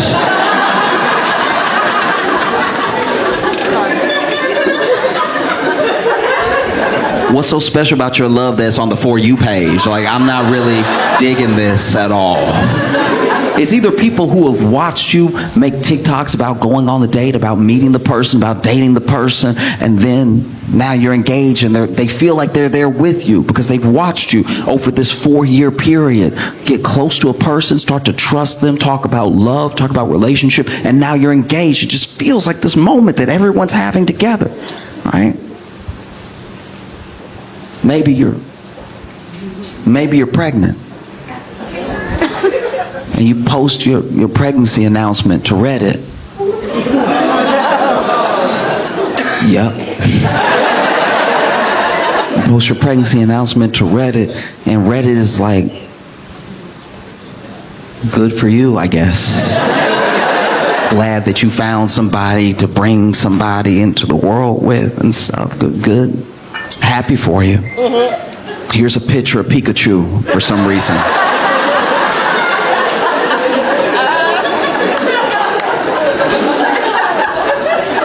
You post your pregnancy announcement to X. And a thread starts. A thread from a quote tweet of you posting your pregnancy from someone who doesn't know you, talking about how pregnancy is actually a patriarchal tool that's been used since the beginning of time. Since Eve, it's been used as a structure to hold women down, connected to men that do not deserve them, all right? Men that just sort of anchored them to the family unit, and they say that they'll be providers, but they go off and they die in wars caused by other men for treasure and for land, and then you are left with the child, and a child that will eventually resent you for not having that sort of male figure in their life because it's your fault that he went to war. It's your fault that there was even a war because you were just living being a woman while there was war. How dare you, right? And so then people start arguing in the thing. People you don't know, by the way. You don't know these people at all, but now they're arguing about the merits of pregnancy, and then it turns into this weird thing about if you should breastfeed or use formula, and then everybody's like kind of attacking each other on that, and people are saying some really out-of-pocket things, and you don't really know who these people are because they have like avatars of anime, but at the same time they're talking about how like you're not a real mom unless you breastfeed, and you're like, in what world are you even human or are you AI? Like this feels like the CIA or something. It's crazy. And post your pregnancy to Instagram. Get ready. Get ready for the overwhelming amount of fake love and bad advice.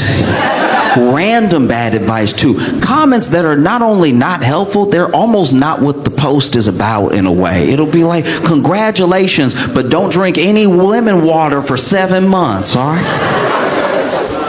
Like, why? It's like, oh, I did, and now my son is a felon. It's like,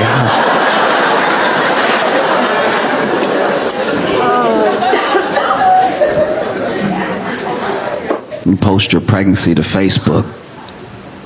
People are over the moon, you know. They're like, oh, I can't. That's amazing. Look at you. I even read the whole thing. I even read the whole post, and now I'm going to give it the little hug one. You know, the hug one? You only use the hug one when somebody's pregnant or when something really bad has happened. You only use the hug emoji in the best of times or the worst of times. There's no in between. It's never, I got a new job, hug emoji. It's either like, this is the best day of my life, hug emoji, or at 12:58, we lost.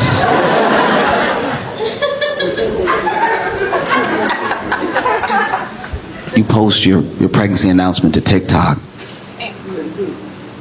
It's going to be wild. It's going to be wild because while you're posting to TikTok, in the announcement that you're pregnant, yeah, you might have followers that are excited for you, but you stub your toe. And when you stub your toe, for a split second, you just hit your toe because you're walking and talking because you don't have it on the tripod. You got your phone in your hand because once again, we like authenticity. Obviously, a ring light is good. We like to see the people. But for the most part, we just want to feel like we're part of your life. And so you're going around, look at the baby room, everybody. That's because we're pregnant. Yay. Oh. And now that one errant noise is the most popular TikTok of all time. That one errant noise. There's just people are now putting that noise to whole historical events, right? You'll see a whole historical event. You'll see the most irreverent posts. You know, somebody will pull something in black and white, something like the Hindenburg or something, and just your voice going, oh! I mean, somebody will make a TikTok of their uncle falling down with no noise except you going, oh! No, we're deeply unserious people. It's all in how we communicate. Like even if you're having an argument, like let's say maybe it's not a breakup, but let's say it's to that level where you're like, should I break up with this person? We're not getting along. We're not getting along at all. This doesn't even make any sense. You shouldn't be in a relationship that has this much stress. And so then you go ahead and you post exactly what happened from your point of view to Reddit. It's some of the best reading you'll ever read in your life. You know, some of the best reading of all time, you know, am I wrong? Am I the a-hole? All this stuff. It's great. And you post everything that happened. And then the opinions start flowing in, right? And the opinions are anything from, look, I think that with enough communication and an understanding of a genuine foundation of the love that you have for each other, y'all can come to a consensus about what happened. It goes from that to kill him in his sleep. Go ahead. No, I wouldn't take that if I was you. If it were me, I'm gonna make him a pie. I'm gonna fill it full of glass. And then he gonna be eating the pie because he greedy. He gonna be eating the pie. I love apple pie. I know you love apple pie, stupid. I know it. And he gonna be eating the apple glass pie, and then all of a sudden he gonna be like, yo, my stomach hurt. And then he gonna reach for his phone. I'm gonna grab the phone. Use the phone to record him while he on the ground. Oh, my stomach hurt. Oh. And then I'm gonna ask him, was it worth it? Do you feel right now? And then I might call the ambulance. I might not. Let me see how I feel when I do it. People will admit to whole crimes they're willing to commit based off of things that other people said when they just simply asked the question, am I wrong? You said, hey, am I wrong? I don't want to go to another one of my spouse's office parties, and they threw a big tantrum about it. Am I wrong? And then someone on Reddit was like, no, you're not wrong. In fact, you should kill them right now. Kill them before they can even go to work again. And then a detective in the chat room, in the thread, is like, that's crazy. I wouldn't do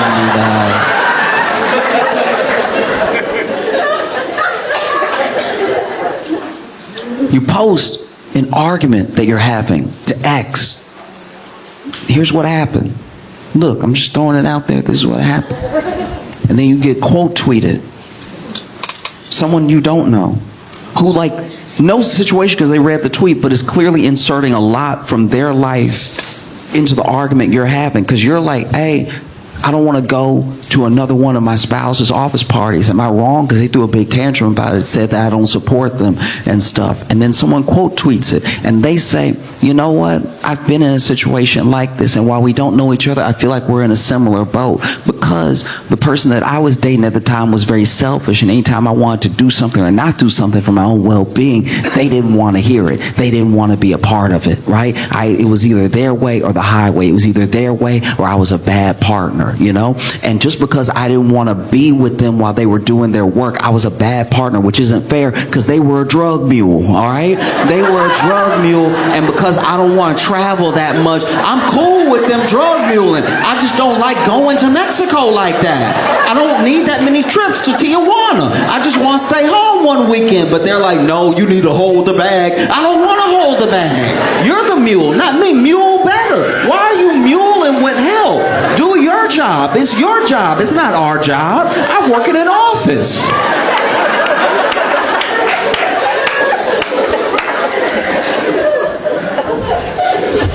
You post the argument that you're having to Instagram. And it's kind of hard because it's just like, it just doesn't really fit in that way. Like it's hard to be like, here's a picture of us arguing. Y'all go ahead and argue about it amongst yourselves, or you could even tell a story. You could try to tell a story about what happened, but people on Instagram just don't really engage like that sometimes. Like, obviously there's arguments on Instagram and people can go back and forth in the comments and stuff, but as far as like being with you throughout the story of the argument and swiping enough times to see the whole argument, it's probably not going to happen. You know what I mean? You post the argument that you're having to Facebook, and you do get a lot of opinions, but they're mostly emojis. They're mostly like, I'm sorry you're going through that, huh? You know? Or, I can't believe them, angry face. You know? Or worse, you just get a like. I don't even know what that means. I don't know whose side are you on. I'm telling you, I'm asking for help, but you hit me with a like. That honestly, in text and on Facebook, is some of the most disrespect that you can do when somebody really needs help, when they really need something, and you hit them with a... Just say you don't care. Please, you didn't even care enough to type out, I don't care. You hit them with a... Y'all, I don't know, I'm in negotiations right now for a job, and they said that I should set my asking price, you know, for my salary, and I've never done that before. And I looked up the normal, like, market salary for the job that I'm doing, and it's a little high from what they advertise, but it's entry level, so I don't know if I should try to bump them up and let them bring me back down, or if I give them a price that's too high, that they'll just not call me back, you know?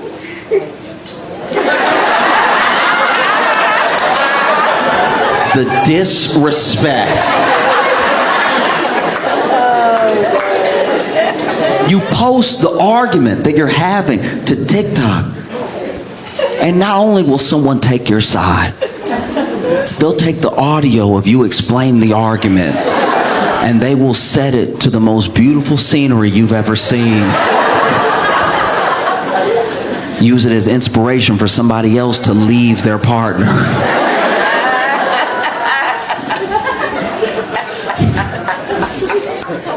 And they turned it back on this morning. It was gone for all of whatever. 12 hours some places. I feel bad for Canadians, because apparently it got shut off for some Canadians too, and they were like, what did we do?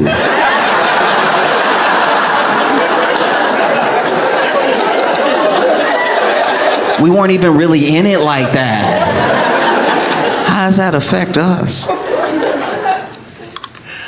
And then, you know, had a message this morning. They were like, oh, we're going to reinstate TikTok. And it's off of goodwill. It's off the faith that an executive order is coming on Monday from Trump that would extend the lifespan before a ban, right? But nothing has really changed, because the whole thing that they said was that as long as ByteDance maintains, like, ownership, or as long as it's Chinese owned, we can't have that. Only we can spy on us. Because I want to be clear here. The thing, I'm not acting as if there is nothing to be worried about with TikTok as far as like surveillance, as far as just sharing of information, everything. I'm just saying that, like, the apps, as soon as Apple saw all of the tracking that was going on, and that they could get in on that tracking, but they really didn't benefit from the tracking or not the tracking. People just were in the app store, right? They added a thing where now, when you open an app for the first time, or it's usually within the first few times you use an app, it'll open up and then you'll get an Apple notification that says, ask app not to track or allow, right? And the things I had to ask to not track was genuinely what, like, almost every app is spying on you. Apps that there's no way they're getting anything. I had an extra alarm app.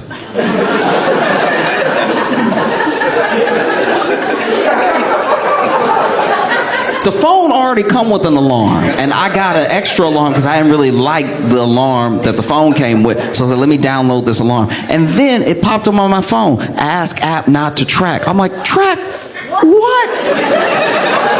I'm asleep. Like, who you gonna tell that I'm asleep?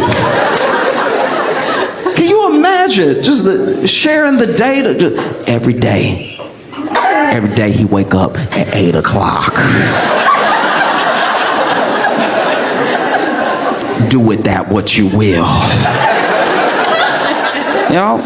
Because honestly, that's how I feel about data. It's like everyone is stealing it or tracking it, and we as individuals have not fully embraced the importance of it. Like the importance of that privacy, because we don't really know what it's like, because we were already spying on us. So we don't know what it's like to go from like no privacy to no privacy, and by what entity and how that affects us. You know, there's certain stuff that I'm sure is going to lead to something really horrible. They're going to track enough habits, and then they'll be able to target you with something you can't help but buy. That's usually the goal of it, is to like sell you another thing down the line, right? Nobody's really trying to get to me like that. Like the alarm app hitting up assassins. Like, hey, if you want to know where he is, he's going to be knocked out for the next 8 hours. You might want to make your move now. You know? But your privacy is important because it's yours. One of the things that even Google does, sometimes when you're on a route, right? Google will then ask you questions later from that route that you took. Hey, was it quick? Was it slow? How many people were there? And it's like, I don't work here.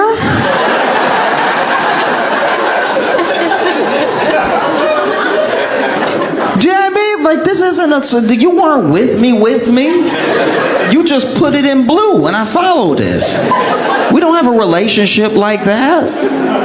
How long did it take? Did it take the time that we said, or did it take 5 extra minutes? And it's like, stop trying to get me to help you with your homework.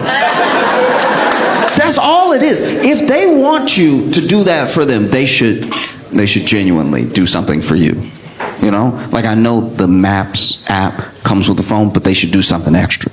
You know, Google should do you a solid if they're going to get you to be doing them favors. You can't just glean all this stuff off of people and then give them nothing in return, right? Because then they don't even give you credit. They change the route. The next person that's going where you were going from where you were, they tell them, like, it's actually going to take 40 minutes, not 35. And they don't say, that's courtesy of Curtis. Curtis, the one, let us know how long it was actually going to take. We were over here just kind of guessing, and then Curtis was like, it took me 40. So now we said 40 to be safe, so you won't be mad at us and we'll look better, right? They don't do that. They're just like, 40 minutes and I bet you were right. No?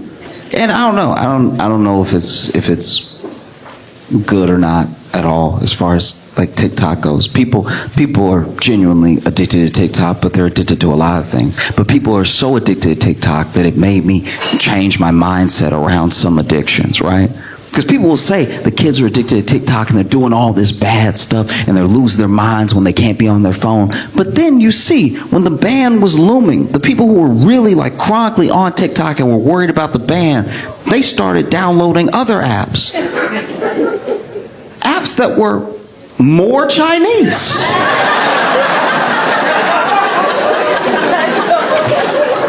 There are people downloading like Red Note. Red Note on the cover, at least for me, didn't even say Red Note. That just said Chinese. It was written in Chinese. It could have said anything. Downloaded it, got on it. Chinese users were calling TikTok US users refugees to our face.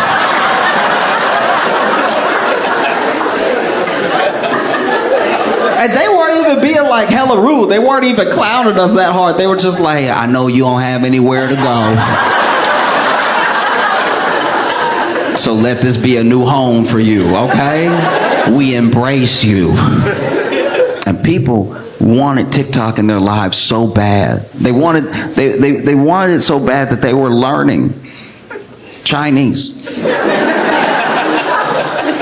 Duolingo use of English to Chinese went up 216%. They wanted TikTok so bad. They were learning Chinese. They might still be learning Chinese because once again, this thing isn't over. They were learning Chinese in real time. I've never been so addicted it made me learn.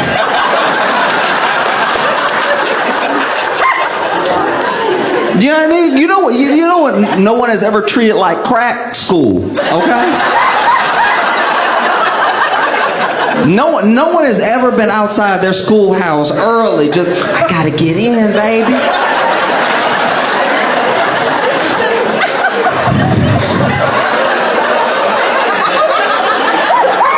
No, they got all the math in there. I gotta get me some.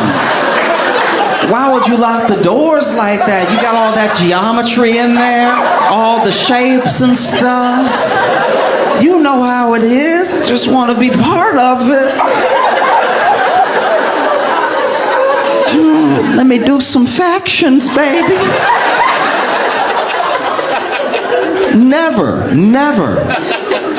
Even when you try to teach people the thing that they supposedly want to learn, sometimes they don't want to learn it. Sometimes you're not in the mood, right? That's how that's how I know that TikTok is one of the most powerful phenomenons we've experienced. There are people in college right now trying to get a degree in something that use ChatGPT often. This is the thing that you said you want to do with your life. You're literally going into debt to do it. And you're still like, hey, ChatGPT,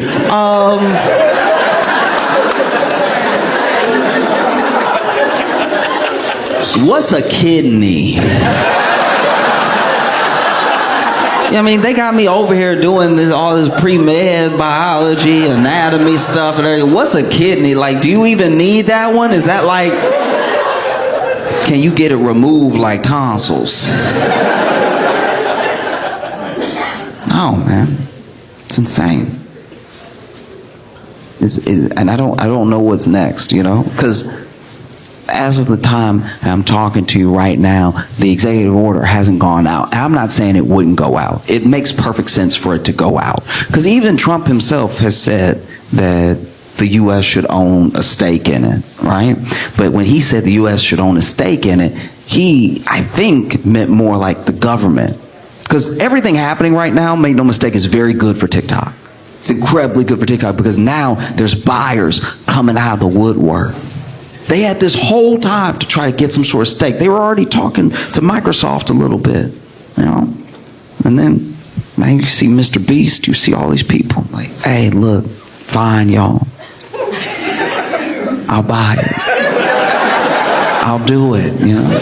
And then Musk is like, I'll buy it. And when Musk said he'd buy it, I was like, maybe just let China have this one. Like, that's not...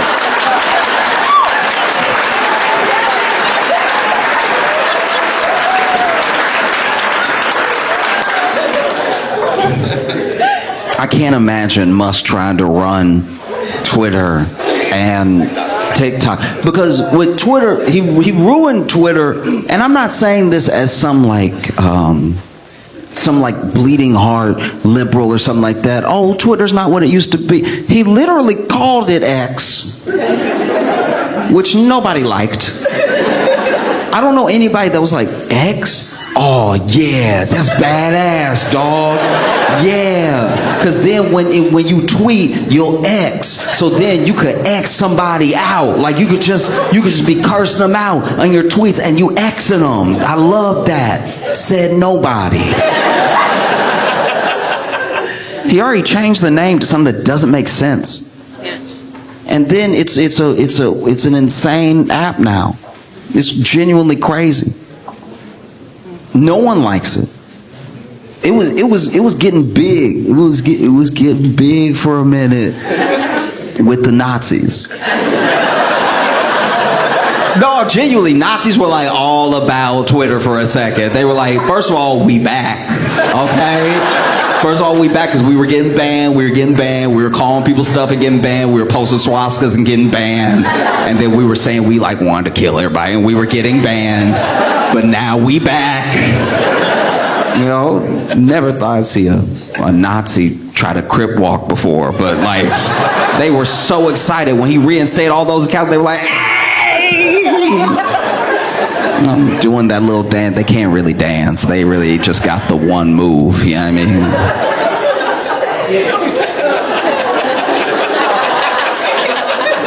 Okay.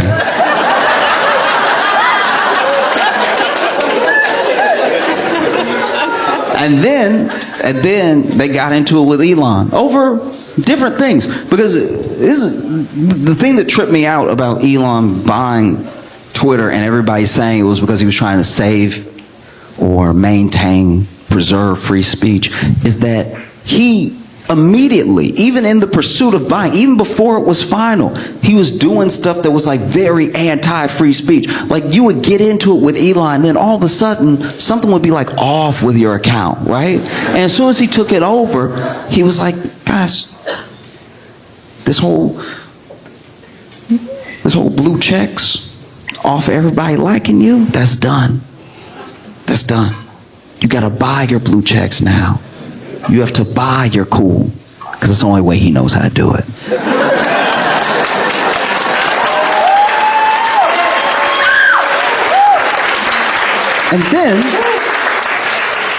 And then this dude made this weird check system which nobody understood. They just knew if you paid like $9 a month or whatever, people would actually see what you tweeted. And everybody was calling it tweet still. Everybody. I don't know who besides the news sometimes says X. And then he offers, hey, I'll buy this one too. If Elon had bought TikTok,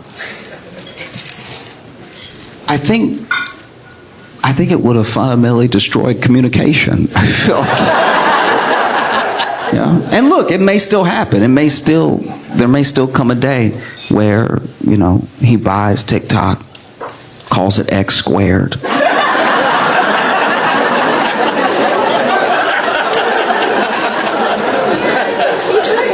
You know, he might buy TikTok and just rename it to something stupid. He'd be like, let's just get straight to the point. It's called Clock now.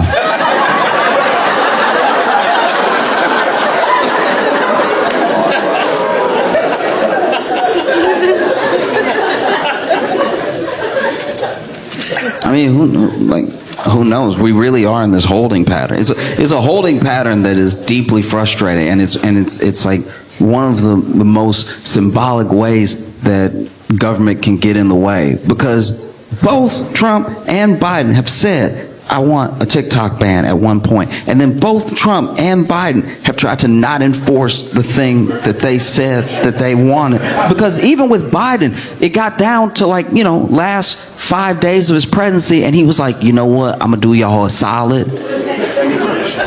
I'm not even gonna force the ban. I'm gonna kick it over to Trump, let him see what he wants to do, right? As if that was a move. And then the Supreme Court got involved. The Supreme Court, they didn't just uphold the ban, they were like, and you better shut down. I was like, who are these nerds? I didn't even know the Supreme Court could do it. Like, I knew that they could uphold the ban. Like, I knew legally they could say something. I didn't know they could make anybody do anything.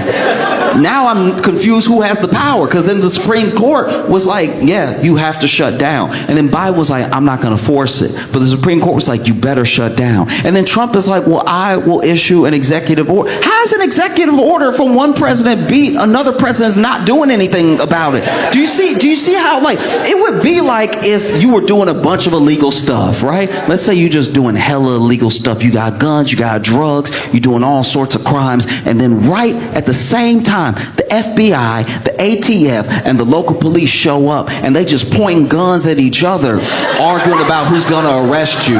Is what it feels like. It's like, who can do something? That's crazy. You sitting there, everybody got an AR-15 or a Glock, and you're like, look, I'll go with whoever, but just tell me before I move. Because y'all all got one point at each other and pointed at me, and I just did what I did. I don't want to be shot extra. You know? And that's the thing. That's how it keeps you. That's how it keeps you ready to lose your mind, because you just want some form of clarity, you know. And this is all, sadly, all of this is happening because the thing that TikTok gave people by existing as an app and allowing people to be on it was just community. That's all it is. People aren't necessarily just addicted to TikTok because they figured out an algorithm that was like very pleasing to the eye, or because videos are very short, or there's like earworm music that you can love to listen to over and over again, or it gets stuck in your head. Genuinely, the thing that addicted people to TikTok was community. It was like, oh, I've always been weird, and now I met weirdos like me. You'll get addicted to that. It's kind of that thing. Getting addicted to community is not necessarily a bad thing. It's kind of what having a family is like. You know? But we're so genuinely fractured in how we move that it's easier to build community and relationship with people that are distant from you online than it is like right here. Like, you ever tried to make a friend in real time?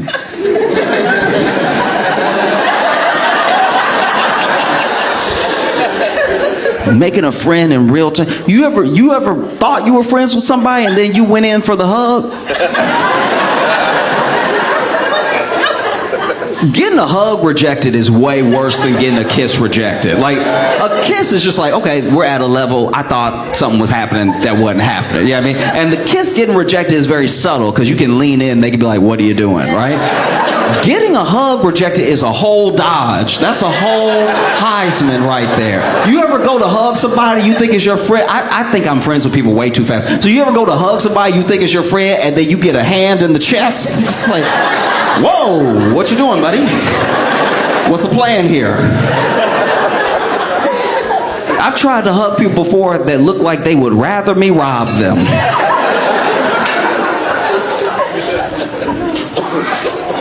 You know? So it's hard. It's hard to even guess what's going to happen, because one of the main reasons that they wanted a ban was because they could not control the flow of information. And they could not control the way that people were communicating with each other. You know, if you can control community, then you have everything. If you can tell a whole community what to do or how to think, then you have a power over them that is really scary, because it's not just a connection that you have with them to get them to do something. It's the fact that them going against the grain may make them lose everything. It's how cults work, you know? And everything that they accuse TikTok of doing is already what Facebook does. It's already what Twitter does, Instagram. You know, they just do it in a different way, and they do it in a way that's not as cohesive, right? Because they are really trying to get your money. And so you look at something like how people operate on TikTok, and sure, there's misinformation everywhere. There's people maybe leading people down a bad path. You wouldn't have some of the hardcore manosphere type dudes without TikTok either, you know? Young people watching this thing, this guy seems cool, he's got a cool car, and he's telling you he can get you girls, he can get you whatever. And so then you watch the next one, the next one, the next one. And before you know it, you are kind of talking like him, you are doing what he does, but that can happen anywhere. That's not a thing specific to TikTok. Social is very powerful, and it's powerful in a way that I think we underestimate sometimes, because you got to remember that our grandparents did not grow up with this stuff. This is ours. This thing, when you were a kid and the internet was popping off, you know, or maybe you're younger than that and the internet's just always been around. It makes me feel pretty old. You know, I remember I had to explain a modem. Having to explain a modem makes you look like you drove the first Ford vehicle.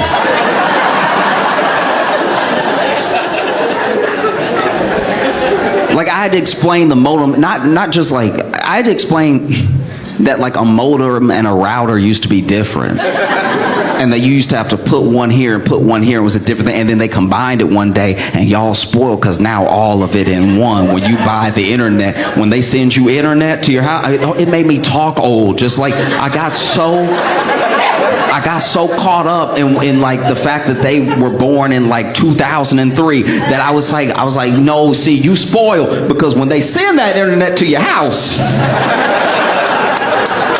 when you plug in them internets, you just get it right away. We didn't always get it. We had to troubleshoot it. We had to be like, now the router say I got internet, but the modem say I don't. So then let these two battle it out real quick. You know, sometimes you got a modem in and the modem didn't even work. You be getting mad. You shaking the modem. Because our grandparents didn't grow up with this sort of thing, but they are just, look, Facebook is their TikTok. Every generation of people has a TikTok is TikTok for the young people. A little bit older, Instagram is our TikTok. And then Facebook is TikTok. You want to know how I know it's their TikTok? Because the things that they pull off of Facebook, the things they say to me that they saw on Facebook, I've never heard in the history of my life. I remember when TikTok came out, and I was like, damn, everybody 18 and younger can just dance now. That's crazy. Everyone I do, you would see people making TikToks out in the world just in a parking lot, like.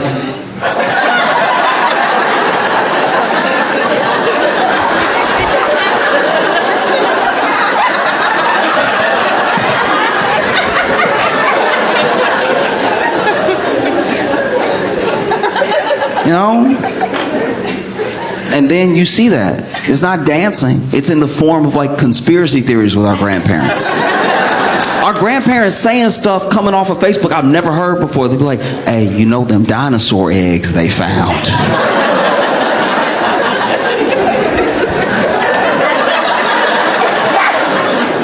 What? Them dinosaur eggs they found.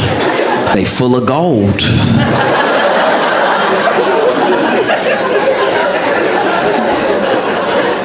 My boy was talking. Straight up. He was talking to his granddad. His granddad had been going down this thread of conversation. Had joined this community on Facebook, and his granddad genuinely explained to him what was happening that nobody was talking about right now. Really went into lots of detail and stuff, and what his granddad thought was actually happening in the current moment was just the plot of the movie The Mummy.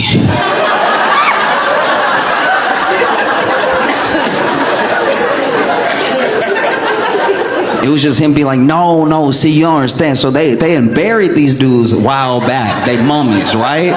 But then they buried them with these like talisman type things. And so they could wake up at any moment. Like, you gonna see it. It's gonna be just like COVID. You know, everybody gonna be living their life. Then all of a sudden somebody gonna be like, oh, and then... The levels of conspiracy I've seen off Facebook lets me know that, like, okay, part of what's happening is that they literally join. It says it, a community. They join this community. And they talk to these people all the time. These people get each other riled up. They enjoy each other's company, at least in a sense, right? They're typing, but it's still like somebody is there. If you want your grandparents to stop believing in conspiracy theories that they get off of Facebook, just call them. It would be the biggest distraction to conspiracy theories we've ever seen. Just call, just distract them. Just be like, hey, you on the computer right now? Hey, how about you just sit down and chat with me? Let's FaceTime. And then in the FaceTime, you can make sure that you don't see the glow of a computer on their face. And you can just talk to them about things that are actually happening. How's your day going? Oh, well, you know, my hip isn't what it used to be. You know what I mean? But just that, building community with your family, stops this thing of like, you know, them dinosaur eggs.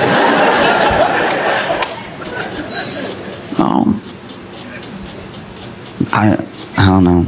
I don't know if it's good or bad anymore. You know, like a part of me thinks that maybe it's pretty good because of what I saw as it was shutting down, I saw people sharing some of the first TikToks they ever watched, some of the first ones they ever fell in love with. Everybody was like really coming together. I didn't even see a bunch of infighting. There wasn't like 5 things that men should stop doing if they ever want to date again. It's like, it was just people being like, hey, remember this thing? That was pretty funny. That was so nice. You know? And I hope it can continue that way. I hope we can always treat TikTok like this thing that we almost lost if it does stay. You know? Because when you almost lose something, you kind of hold it a little bit more precious, right? And then it could be like the opposite of X. It could be like